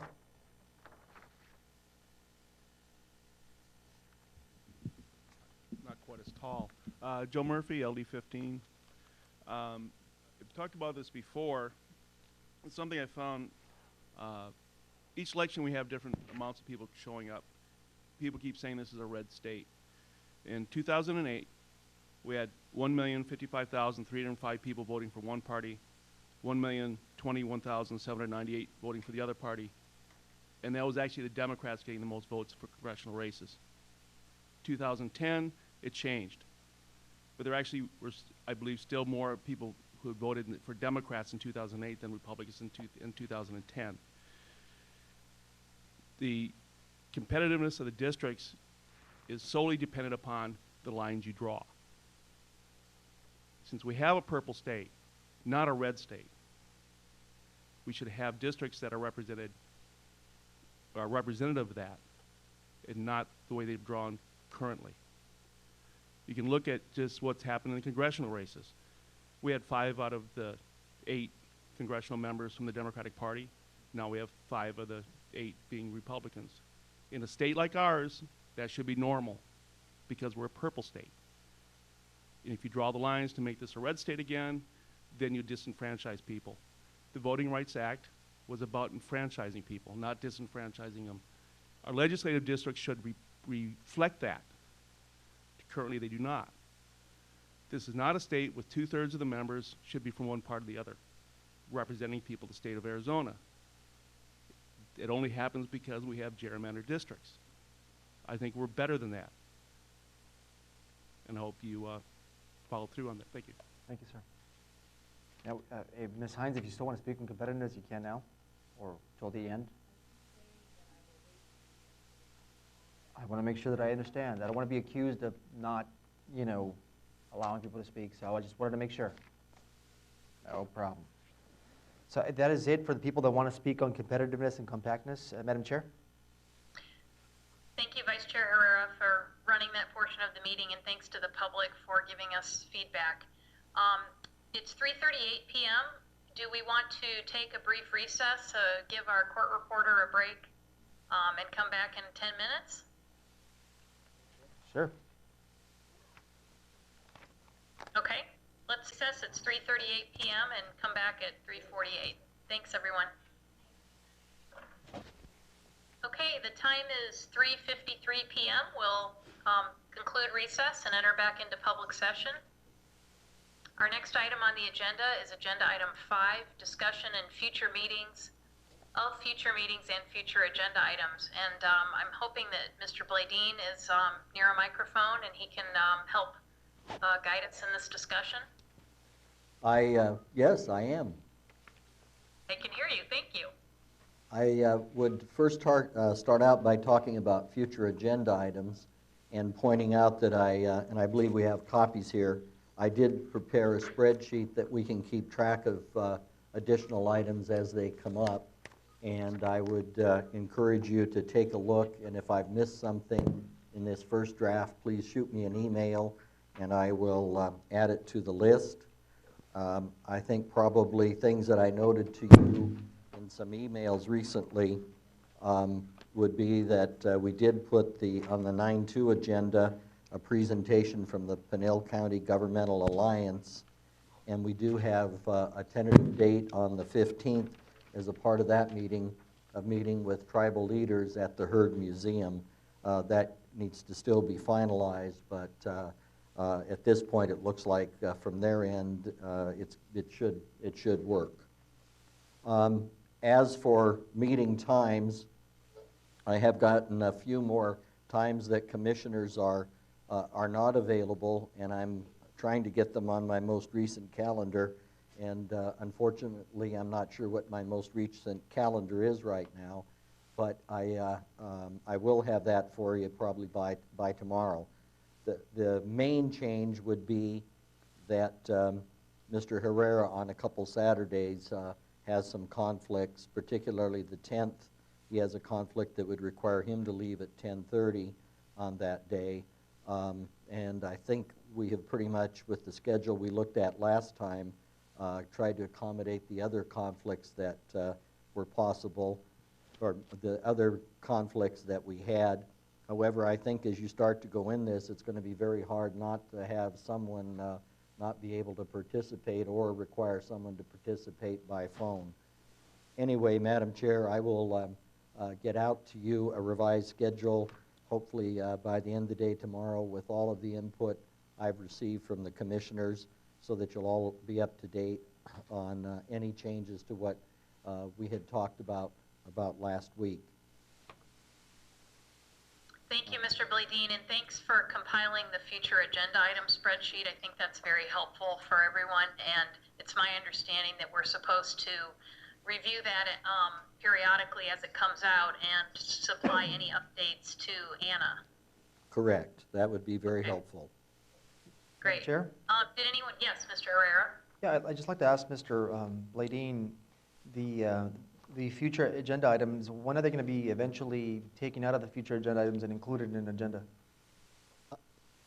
Madam Chair, Commissioner Herrera, as soon as, particularly some of these that are going to require some staff time, as soon as I can get kind of an estimate of staff time to do it, I will put a tentative date on it.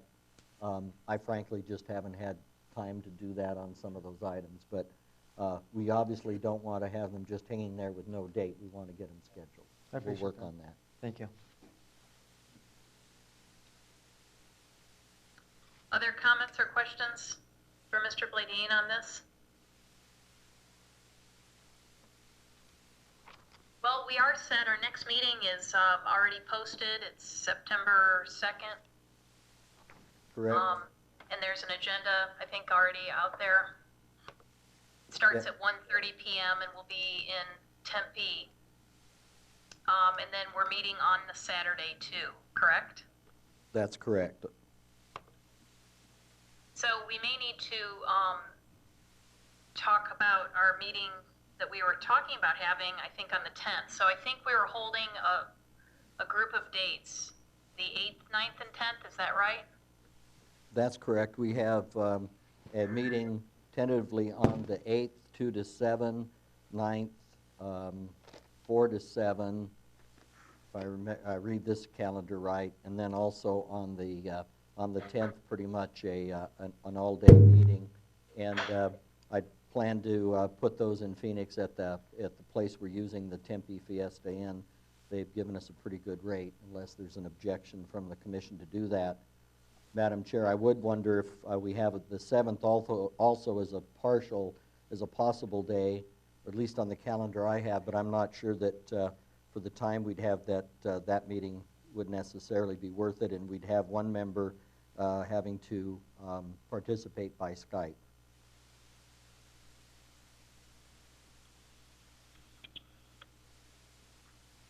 And then if we kept the meeting on the 10th, Mr. Herrera needs to leave by 10:30.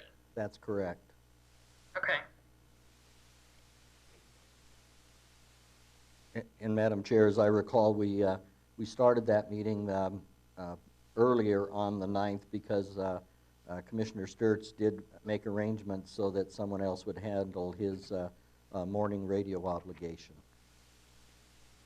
And I'm kind of putting that out as a question to make sure that I didn't miss something for Commissioner Sturts. That's correct. Well,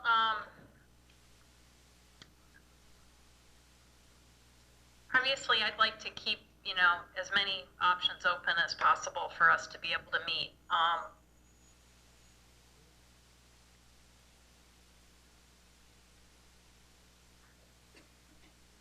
And it's hard to know, what we'll accomplish at our next meeting this Friday, Saturday.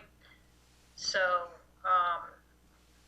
I'm hoping commissioners can at least keep open the times that we've talked about. And And maybe even the 7th too. I'm not sure who would need to participate via Skype or if that's even a possibility, but if we could at least keep those options open for now until we decide when our next meeting is. Ms. McNulty, did you have a comment?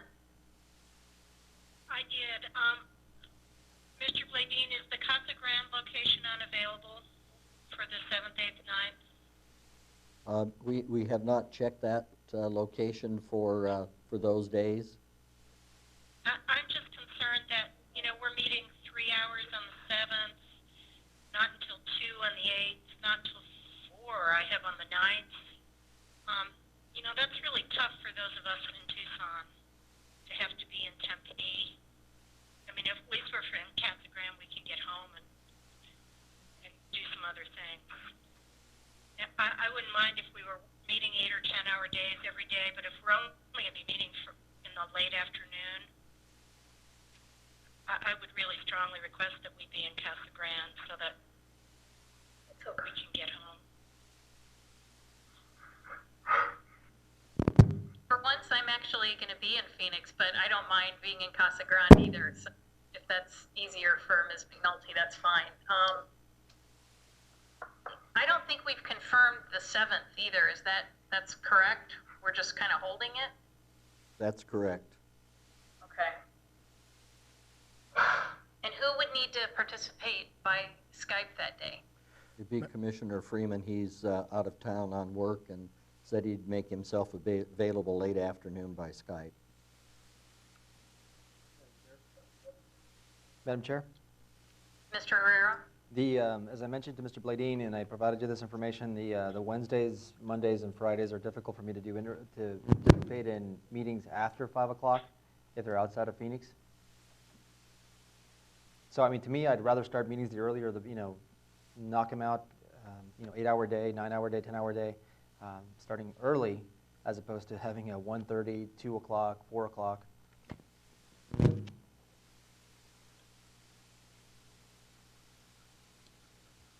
Okay, and then on the 7th, is that one that we could start early in the day? Even though I know Mr. Freeman wouldn't have to participate via Skype, and I'm not sure that's even possible for this. We'll have to see, but I'm just curious. Madam Chair, I have a conflict on the 7th. I will be in Southern California, and the problem I've had with Mr. Bladine is predicting when that conflict will clear for me. I will make best efforts to be available, of course, if we need to have a meeting on the 7th, but the later in the day is going to be more likely. The later we get in the day, the more likely it is I can participate. We get earlier than 4 or maybe 3 o'clock earliest at best, I will not be able to participate in that hearing. Okay.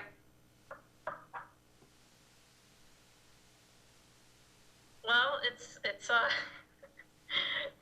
I think we're gonna have to punt on this until our meeting on the 2nd. I'm not really hearing a lot of consensus around when we can actually meet, except it sounds like the 8th is still good from 2 to 7 p.m.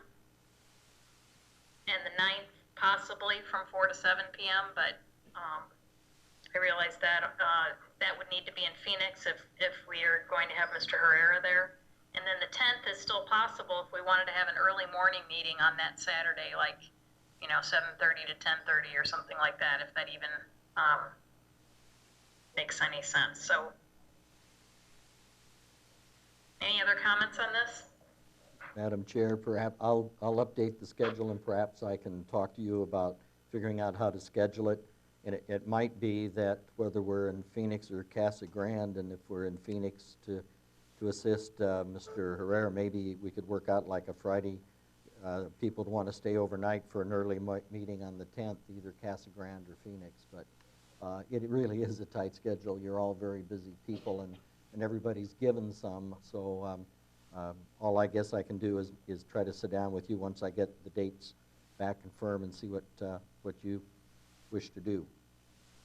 Yeah, that sounds good. And maybe what we could do is even the 8th, in Casa Grande, the 9th in Phoenix or something like that. So we'll talk about that more, our meeting on the 2nd. And yeah, if you could could send out the revised schedule to all of us in the meantime, that would be great. All right, will do. Ms. Madam McNulty? Chair, I would just ask all my fellow commissioners to look at their calendars and clear whatever they can. I really think we need 2 or 3 days a week where we have solid time, the majority of the day for the next 4 weeks to work on this. I think it's essential. Thank you. I appreciate that. I do too. So our next item on the agenda is item 6, the director's report. That'll be Mr. Bladine. Madam Chair, I just thought I would summarize a few of the things that have happened this week, and then ask Christina to talk a little bit about the request you've had for maps and maps online and what she's been working on in that area. First, we did complete the records request for Christian Palmer and Senator Biggs. Approximately 3,800 documents are in our office. Christian came in and looked at some of them. We haven't had any contact yet from Senator Biggs's office. To date, we've received 15,000 documents into the office, letters or any form of, could include maps. We've been in the process of cataloging those, and I believe on Friday Christina is going to deliver some materials that will include the maps. 1,500. I said 15,000. I'm sorry. 1,500 documents. I was really trying to impress you. I apologize, and Christina wouldn't let me do it. We do have we have our PIO doing tweeting, and he's tweeted 70 or 97 times. He has 75 followers, and 13 people have come back to see him. Facebook is now up and operating, and we have 169 people that like us. After today's meeting, that number might change due to our technical difficulties. We are now producing a Spanish translated media messages thanks to Anna and Stu working together. So we are in the process of continuing to outreach. I think budget status, I had resent out to you the budget from a couple weeks ago. I know Commissioner Sturts has some interest in getting some additional detail, and I'll be happy to meet with him or receive any input that he'd like to have anytime next week. The figures for the end of August will be available like the day after. I worked last time with Megan Darien, who basically handles our budget, and I think that at the end of August we'll have a better sense of total expenditures that have been fairly significant and what we might look like for the future. So my plan would be to give you an update a few days after today's date. I think with that, I'll let Christina report on the activities as they relate to the maps we've received and mapping.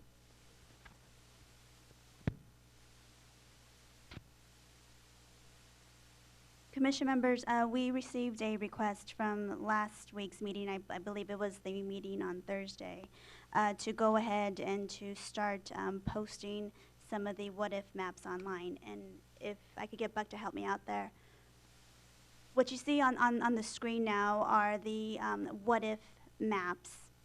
And these are a list of 6 maps that the commission have been discussing the past few meetings. So we have 6 maps posted online, along with the KMZ file for folks who would like to zoom in and see exactly where they live within these possible scenarios. Next, Buck, if you can go to the organizations. These are the maps that have been submitted by the various organizations that have presented during our meetings.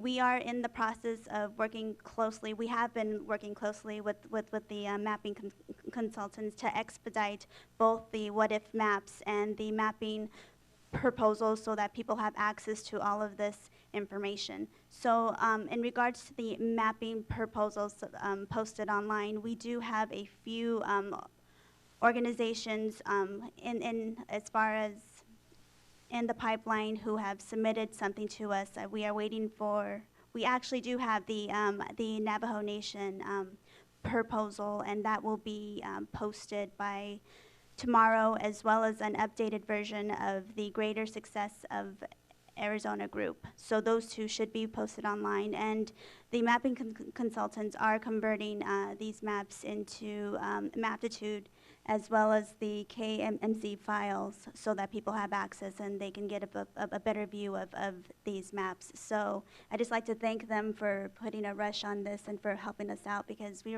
were able to get this all online for the public and for our members. So thank you. Oh, thank you. And also, by next Wednesday, we will have the online mapping available for the public as well. So that tool will be up.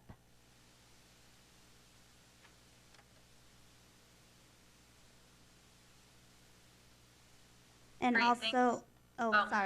sorry Go about ahead. that. I thought you were done. Go ahead.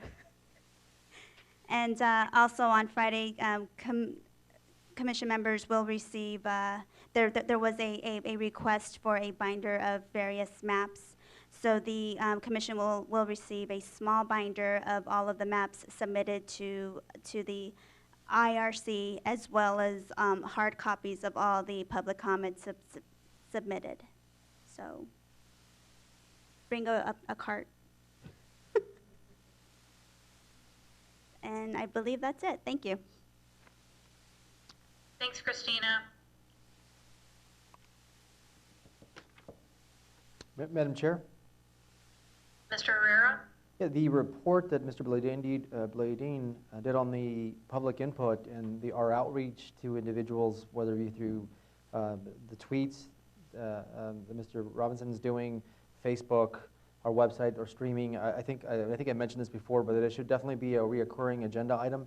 When we talk about transparency, I think this is an issue that deals with transparency, that we're trying to get the public involved in what we're doing, to make sure that they understand that this is important and their input is important. So again, talk about transparency. This is I think deals with transparency and how important it is to get public input and that they know what is going on with redistricting. So I want to make sure that this keeps being on the agenda, updating on how many people we're reaching, how we're doing it, and what the response is.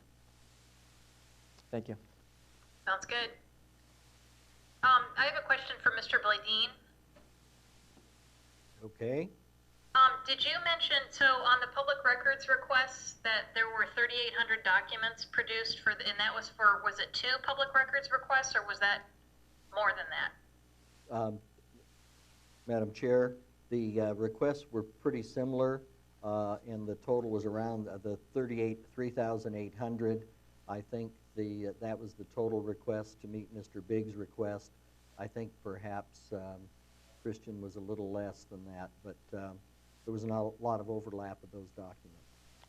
And so you're referring to Senator Biggs and to Mr. Palmer from Arizona Capitol Times, and those requests were completed on the date, was that August 29th? Was it Monday?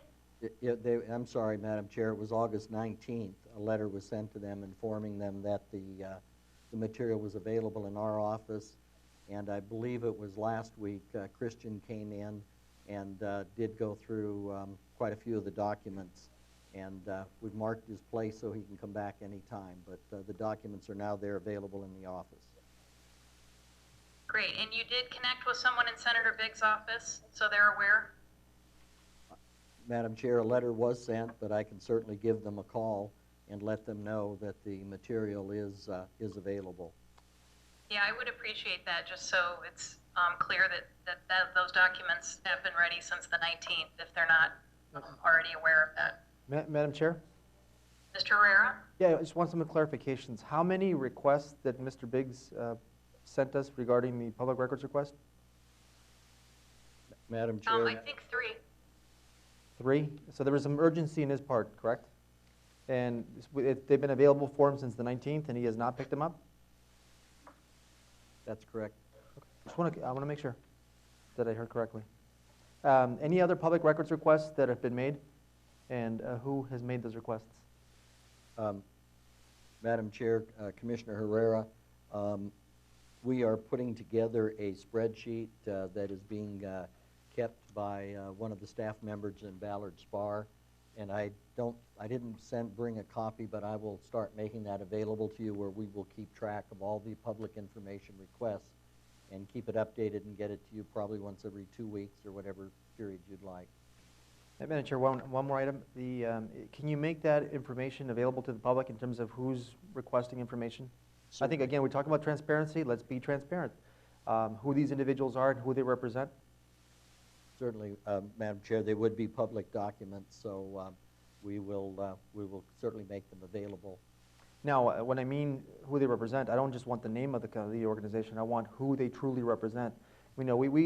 Again, we talk about transparency, and if we mean it, then we need to be able to say, okay, if John Doe is representing ABC Corporation, who is ABC Corporation? And that needs to be pretty clear that these are the individuals or organizations that are supporting ABC Corporation. Again, we talk about transparency, and if we're truly honest, we would be doing something like this. I would hope that my fellow commissioners would be supportive of this.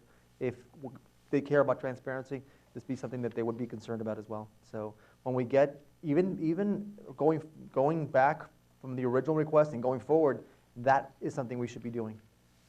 Making sure that these individuals detail who they are, who they represent. Madam Chair and Commissioner Herrera, I'm afraid the best we can do is give you the name that is requested. Whoever they are and they ask for a request, that's all we can give you. We really don't have any capacity to go any further than accept who they are and what they've submitted. I guess if you all wanted to do a policy that would require some disclosure, that's up to you. But clearly, from our point of view, we can, as administrative staff, simply give you, here's who requested what. Madam Chair, one more. I don't know how difficult it is, or if it's a burden to the staff, but I think it is something that the public wants to know. And if it's the public wants to know, I think we should respect that and move forward with that. I think that's a legitimate request. Just like we're doing for strategic telemetry, logging who they speak with, who those individuals are. We should be doing the same thing with people that make requests for public information or anything else like that. So if it can be done, which I don't see why it couldn't, we need to move forward with that. Okay, any comments or questions from other commissioners? Madam Chair, Mr. Freeman? I would just ask legal counsel to chime in on Commissioner Herrera's point and explain who can make a public records request and what do they have to do to make such a request. Madam Chair, members, anyone can make a public records request, and they aren't required to give you, as Mr. Bladeen said, give you information about who they are in submitting that request. So, as Mr. Bladeen said, I think the current practice is the appropriate one. We take what information we have, and to the extent we have information, that too is a public document, and the logging would make that information public. But any additional sort of inquiry is not something I would recommend. Now, it's something that you don't recommend, but something that we can do if you wanted to. Madam Chair, Commissioner Herrera, no, you can't. I don't think you can make compliance with the public records request. Well, you can't say we're not going to give you the information unless you give us that information. No, I don't think I said that we wouldn't give them information, but I think we would. Again, my fellow Commissioner Freeman cares so much about transparency that it would be something that we should at least consider. And but if you vetted everything and you looked at all the information and you really do think that your legal opinion is you can't do it, then okay, I'll respect that. But I think there's a lot of things we can do, we choose not to do, because we are, for whatever reason. But I think we have, again, for transparency, as it's been talked about so many times, we need to at least address the issue seriously and not just with a whim saying, it can't be done. Commissioner Herrera, they can ask, but the person doesn't have to give them that information. I think that's the answer. And the commission has to provide the public information regardless of whether that information is provided. And Joe, one last thing, but we, with this, and I'll close, that if we choose to ask and they choose not to provide it, we can also let the public know that these individuals choose not to disclose who they're representing. Is that correct?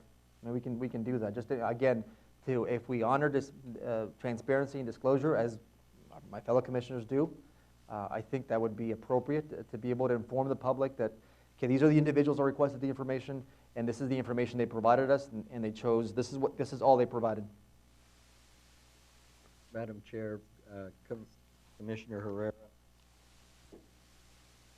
I think the problem from a staff point of view is simply we don't have an investigative staff, and while we can ask, we pretty much have to take people on the face of what it is they say, and for us to do any more than that, I think would kind of take us into an area that we really don't want to go, because we could spend a lot of staff time trying to find out who or what the person is, and they really have the right to ask for the information. Mr. Blaney, all I said was for us to minimum ask.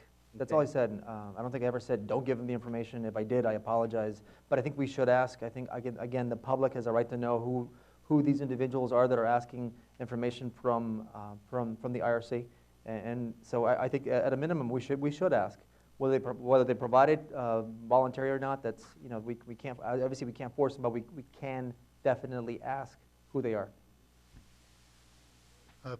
Madam Chairwoman, Commissioner Herrera, this is Stu Robinson, the Public Information Officer. Just as a bit of background, just as anybody can make a public freedom of information request, anybody else can also request who's been making requests. And we have had such requests from members of the media, journalists, and who in their role might end up accomplishing where you're going. Okay.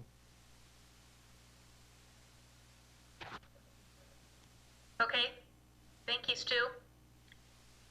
Any other comments or questions on what Ray presented?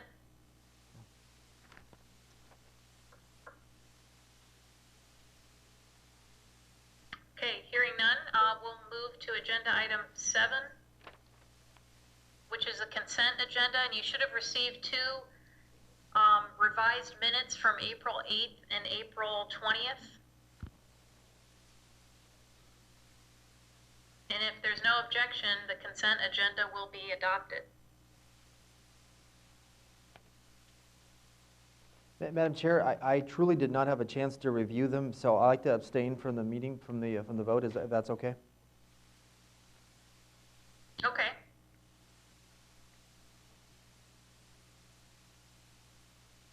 Any comments from others? Any objections? Madam Chair, I looked at them. They look fine to me. Thank you, Ms. McNulty. Ms. McNulty, can you repeat what you just said? I said they look fine to me, Mr. Herrera. I did get a chance to look through them. Thank you. Okay, well, hearing no objection, the consent agenda will be adopted. And one abstaining for the record? Yes, Mr. Herrera is abstaining. Okay, moving to agenda item 8, report legal advice and direction to council. Regarding Attorney General inquiry, and since the commission may vote to go into executive session on this, are there other members of the public who wanted to provide comment so that we could do that first? Madam Chair, there are yellow slips in front of me, and I can, with your permission, I can go ahead and start calling these individuals to speak. Perfect, that's great, thanks. And what I'll do is I'll give them 4 minutes, and if, Mr. Forst, if you can keep track of time, and again, spell your name for the record, and we'll start with Vince Leach, representing himself.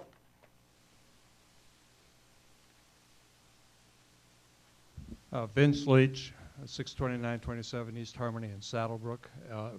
Vince, V-I-N-C-E, Leach, L-E-A-C-H. Commissioners, Madam Chair, Some of my bullet points here have been addressed already by Mr. Bladine. I will go fast. With all due respect to council at the table, I would sincerely recommend that this commission hire a parliamentarian. The meetings that I have been at are really a disgrace to the decisions that you are making that are going to guide voting districts for the next 10 years.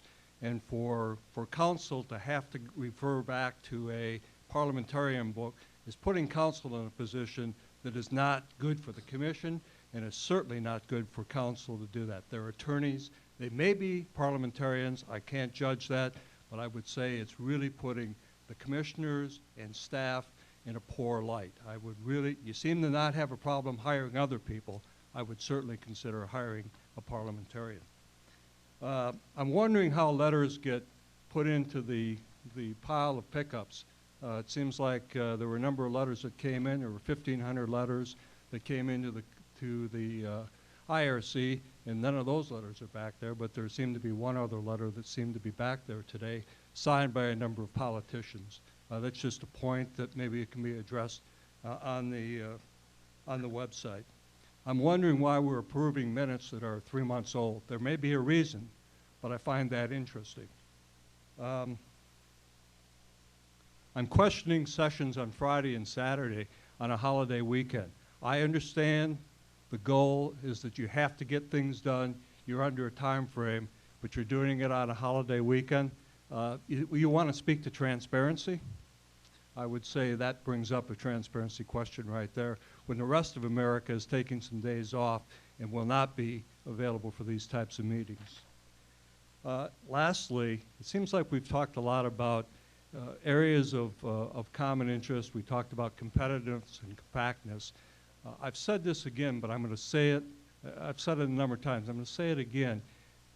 You're trying to decide districts, voting districts, both CDs and LDs, and you seem to be doing this in a vacuum that looks at numbers and formulas without giving any regard to policies and procedures that come out of either party or the Greens or the Libertarians or however the independents vote. You can reduce it to a mathematical equation, and each one of the commissioners, as well as staff and the attorney, can justify all these lines. But how are you going to justify them in 10 years? You saw a chart up here earlier this afternoon. In 2008, we had 5 Democrats on the congressional side, 3 Republicans. It flip-flopped in 10. I would submit that we're pretty competitive, and I would also submit that that's a function of issues and not anything that the commission did in 2000. Thank you. Harris, please.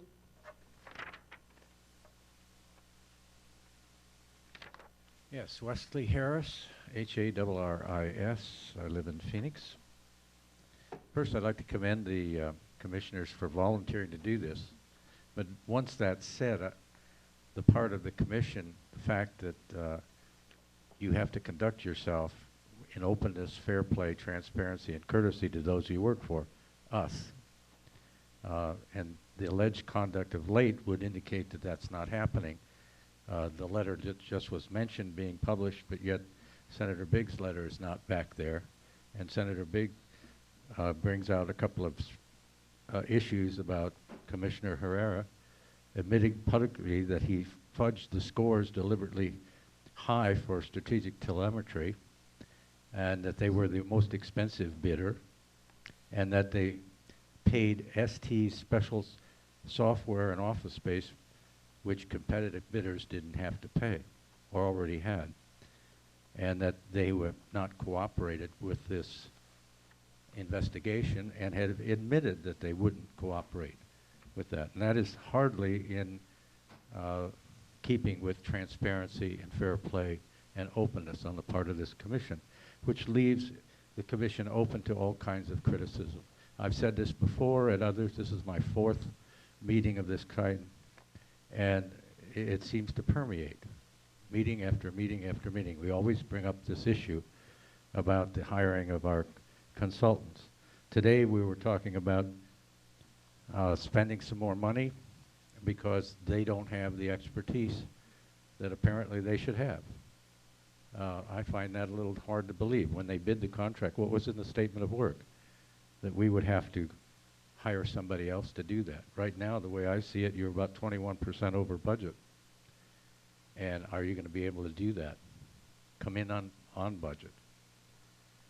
Now, that's on this issue. Can I go on with the other issues? Okay. As far as setting up the districts, I happen to be a precinct captain of Moon Mountain District in LD6 here in Phoenix. That was set up in a terrible manner. Moon Mountain denotes there's a mountain there. Well, I'm on one side of the mountain, and we were always part of Moon Valley. That's a community. Yet they split the district and put me in charge of a portion, just my side of the street. Then I have to go over the mountain or around the mountain to get to the rest of it. I mean, it's absurd.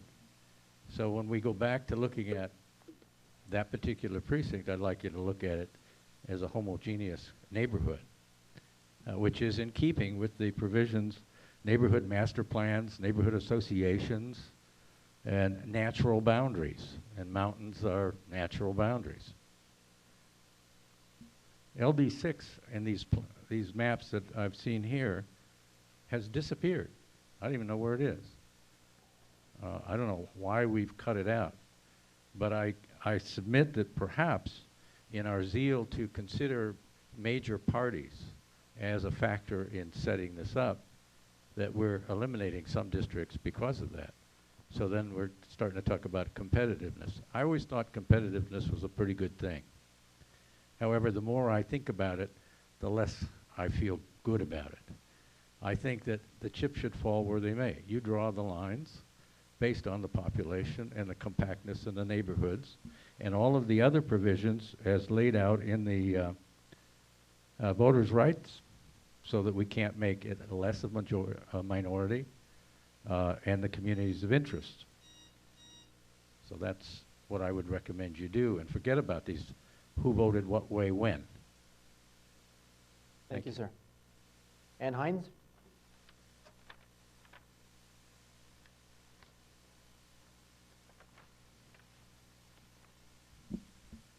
Ann, A-N-N, Hines, H-E-I-N-S, Tempe. Oh, and let me see. Going in order on your agenda.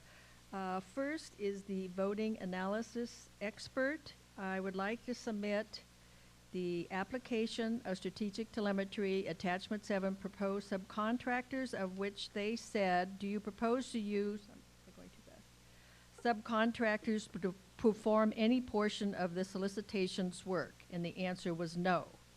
So I submit.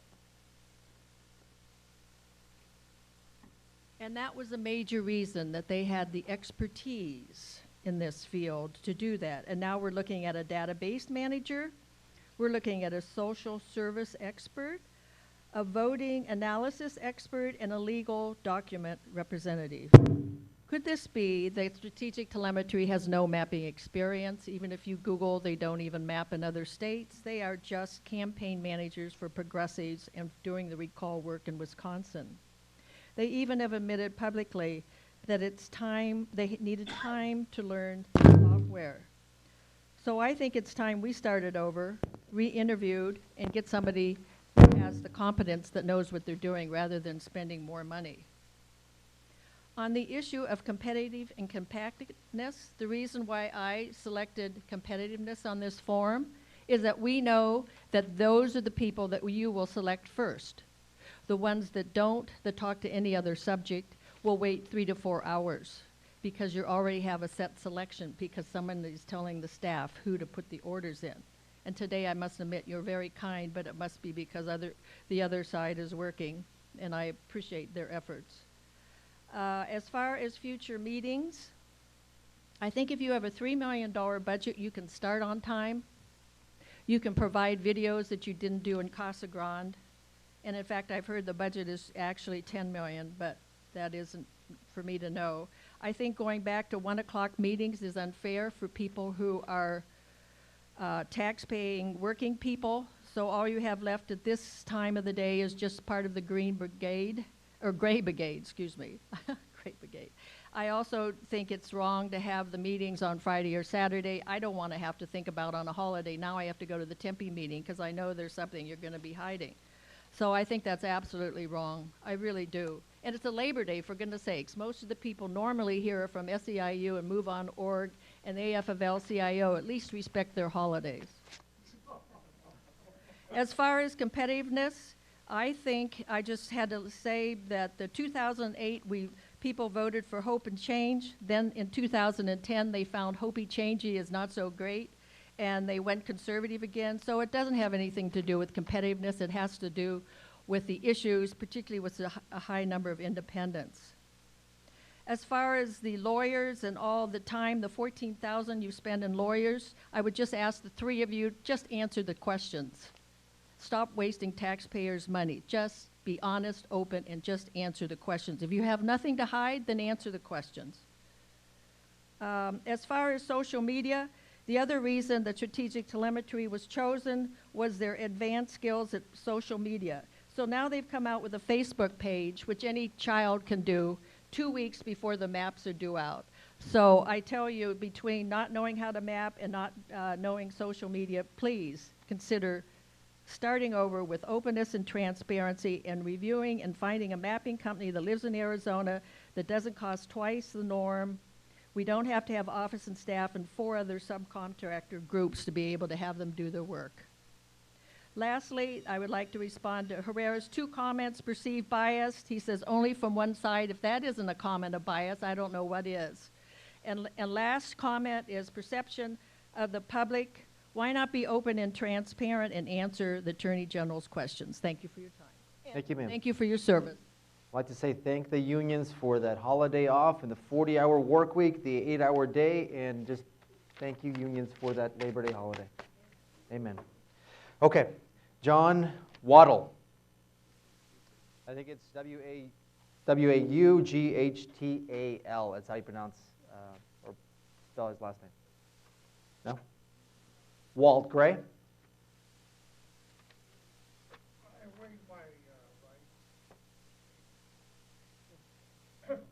Okay. Well, if you want to speak again, you're welcome to speak again. If you have to, if you have something to speak about. Of course, sir. We'll give you 1 minute. How's that? Walter Gray, W-A-L-T-E-R-G-R-A-Y, 6842 West Holly Street in Phoenix. Did we overlook the second round of public hearings update or We may have, sir. What we'll do is once we're done with public comment, we'll have Mr. Bladine speak about that. Thank you so much. Okay. Jim March, did you want to speak again? We had you here. Okay. Pete Bankston, representing himself.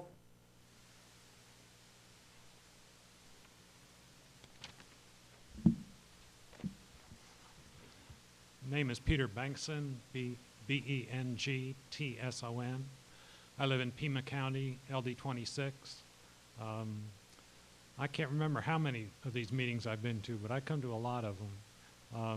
I want to compliment you on your service and tell you I think the commission as a whole is doing a great job, as well as strategic telemetry. I really enjoyed, I'm glad you distributed this letter to Governor Brewer. I think that's great to show support for the commission. One minor topic. One of the 4 goals of this commission that doesn't receive a lot of comment is the goal that says follow geographic boundaries, city, town, county boundaries. That is just as important a goal as the competitiveness, compactness, and groups of interest.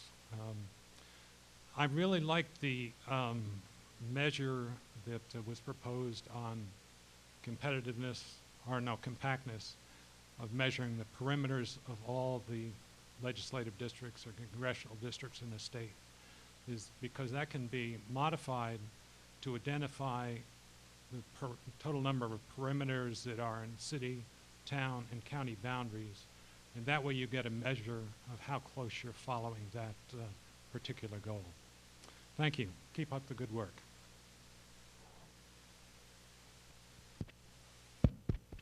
Our next speaker is Betty Bankston. And my mic is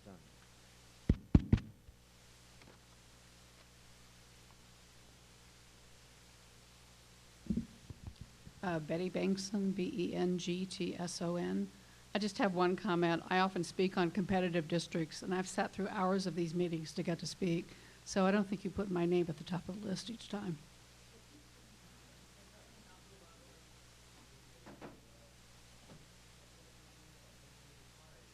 I put somebody in the back, so I think that's all the people we have. Ma'am, did you fill out a form? I filled out a blue form for presentation. The blue form is comments. I mean, you're welcome to read your own comments if you'd like. The last three public Ma'am, can you step up to the mic?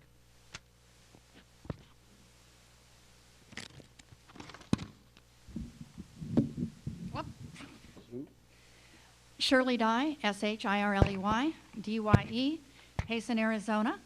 And the last three public meetings I've been to, Prescott, Pine Top, and Flagstaff, I was asked to fill out a blue form to make a presentation. So that's why I did a blue form today. So anyhow, I have just placed on a table a presentation of a community of maps. And I would like to show you what our presentation is. If you will recall, back in in Pine Top and Prescott,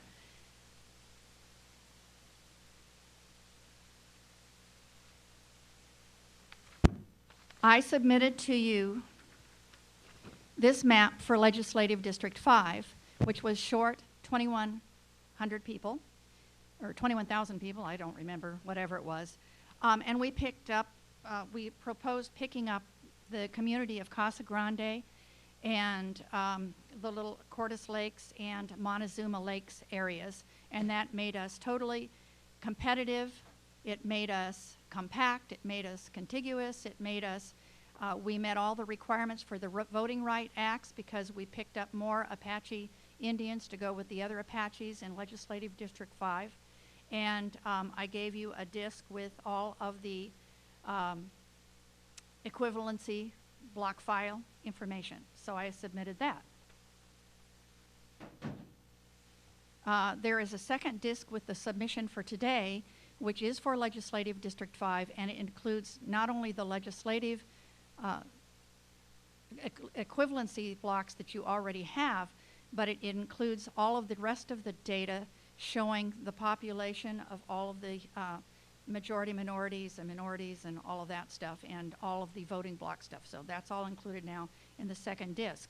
What I am submitting today is a map of 4 proposed legislative districts for northern Arizona that meet all the redistricting criteria.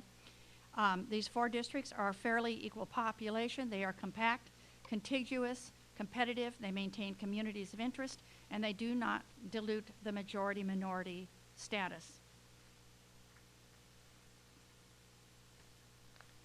If you will note, yeah, you can see this. All right, here we have Legislative District 5, where I live. Legislative 1 comprises the Prescott area and the Winslow area. Legislative District 2 is Flagstaff, the Hopi Nation, the Navajo Nation, and all of the northern across the border. Legislative District 3 is the Mojave District, drops down into La Paz County. So you have 1, 2, 3. District 4, which used to be mostly Yavapai County, would then become a Maricopa, more urban district, okay? So it's 1, 2, 3, and 5. In this packet, you have blow-up maps of Legislative District 2, Legislative District 3, Legislative District 5, And there is on here all of the data of the populations of District 1, 2, 3, and 5, and all the deviation, all of the, Hispanic and Asian and all of the different things and the percentage plus or minus.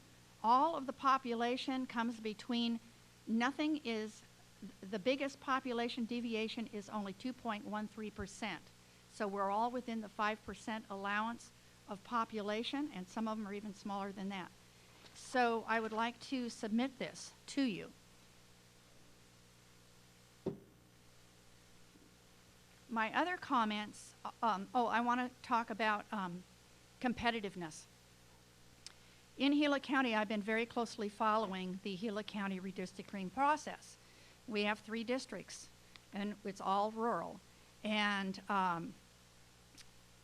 we have had previously 2 districts that run kind of north and south along the eastern boundary of the state, another one that runs kind of north and south along the western, not state, county, another one that runs north and south along the eastern side of the county that contains mostly our Native American group, and then up at the top of the county we had our most of the population that is the retired workers who have now retired and have most of the business, except for the mines, most of the regular general business districts. So in this, we have had 3 proposals that have come up. One is for a Tonto Apache proposal, and this is where it got tricky.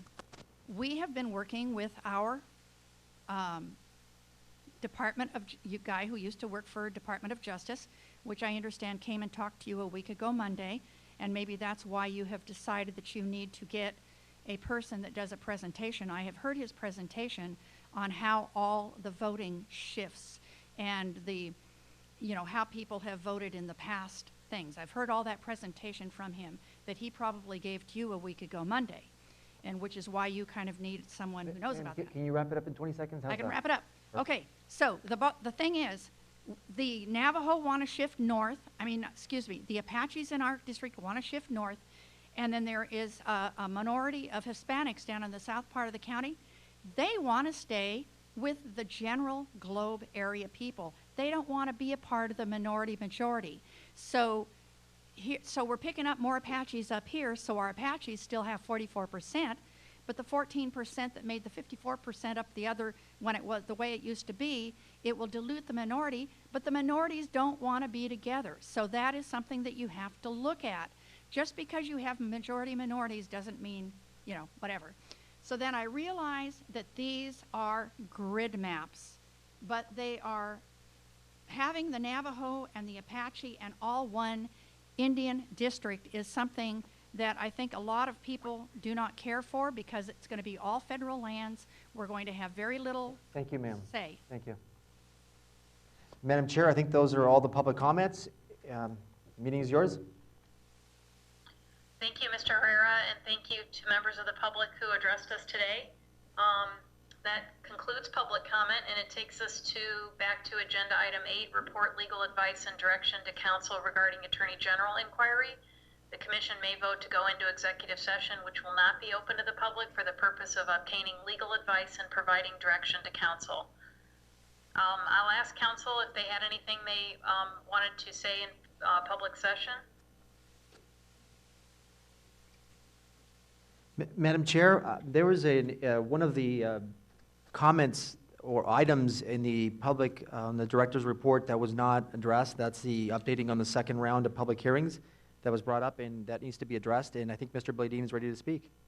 Oh, I'm sorry. Great. So we'll go back to agenda item 6 under director's report, and this is second round hearings update. This was on. Oh, there we go. Madam Chairman, I did forget to talk about second round in my presentation. I don't have a lot of information other than to let you know our plan would be starting next week to start to work on some of the first week meetings, anticipating that probably the first meeting would be September 26, 27.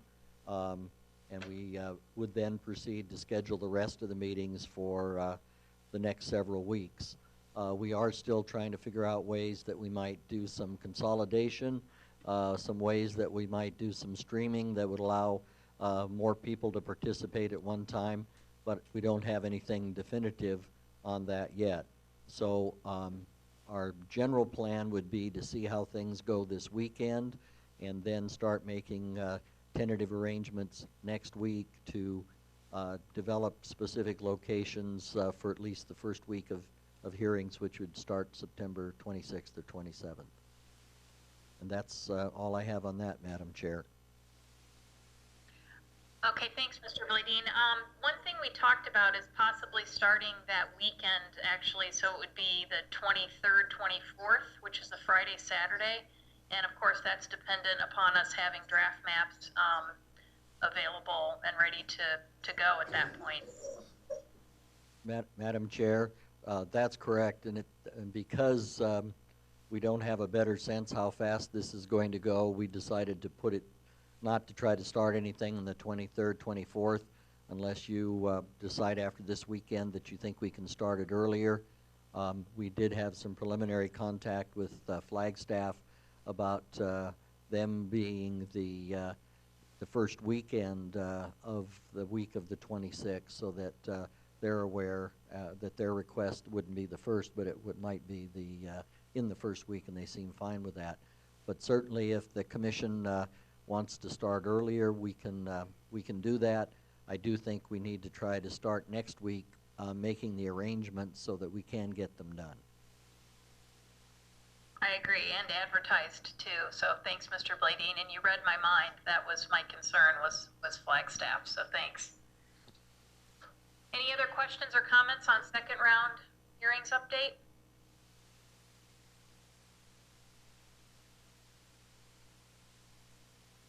Okay, hearing none. We'll jump to agenda item 8. Madam Chair, Mr. Herrera? you had asked our attorneys before Mr. Bladine spoke about if there's anything on this particular agenda item that can be discussed in public. Correct. I think that's a good question to ask. Madam Chair, members of the commission, we don't have anything to offer for public session, but we're happy to brief you in executive session if that would be the wish of the commission. If you have new information to give us, yes, then we can go into executive session.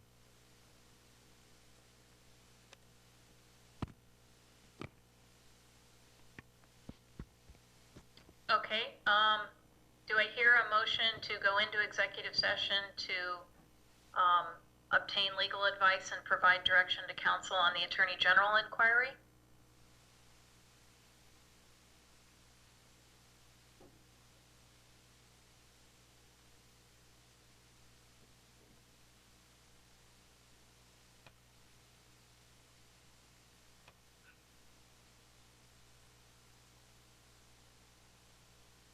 Did our lawyers indicate they have something they want to advise us about? Mr. Canfield and Ms. O'Grady, do you guys have anything to advise us on that's new? Well, Madam Chair, the thought was that we would update you and see if you provide, and if you have any additional direction to provide us with, but it's not time sensitive, I don't think, in terms of today's session.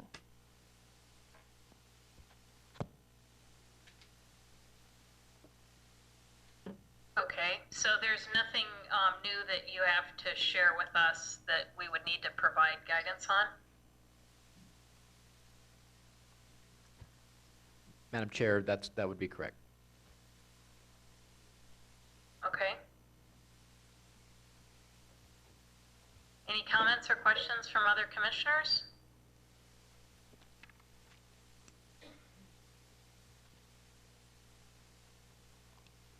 Okay, well, I guess hearing none, we don't need to go into executive session. It doesn't sound like there's any new information to share with us on that front. So we will conclude the meeting. This meeting is adjourned. The time is 4:54 p.m. Thanks. Happy Labor Day.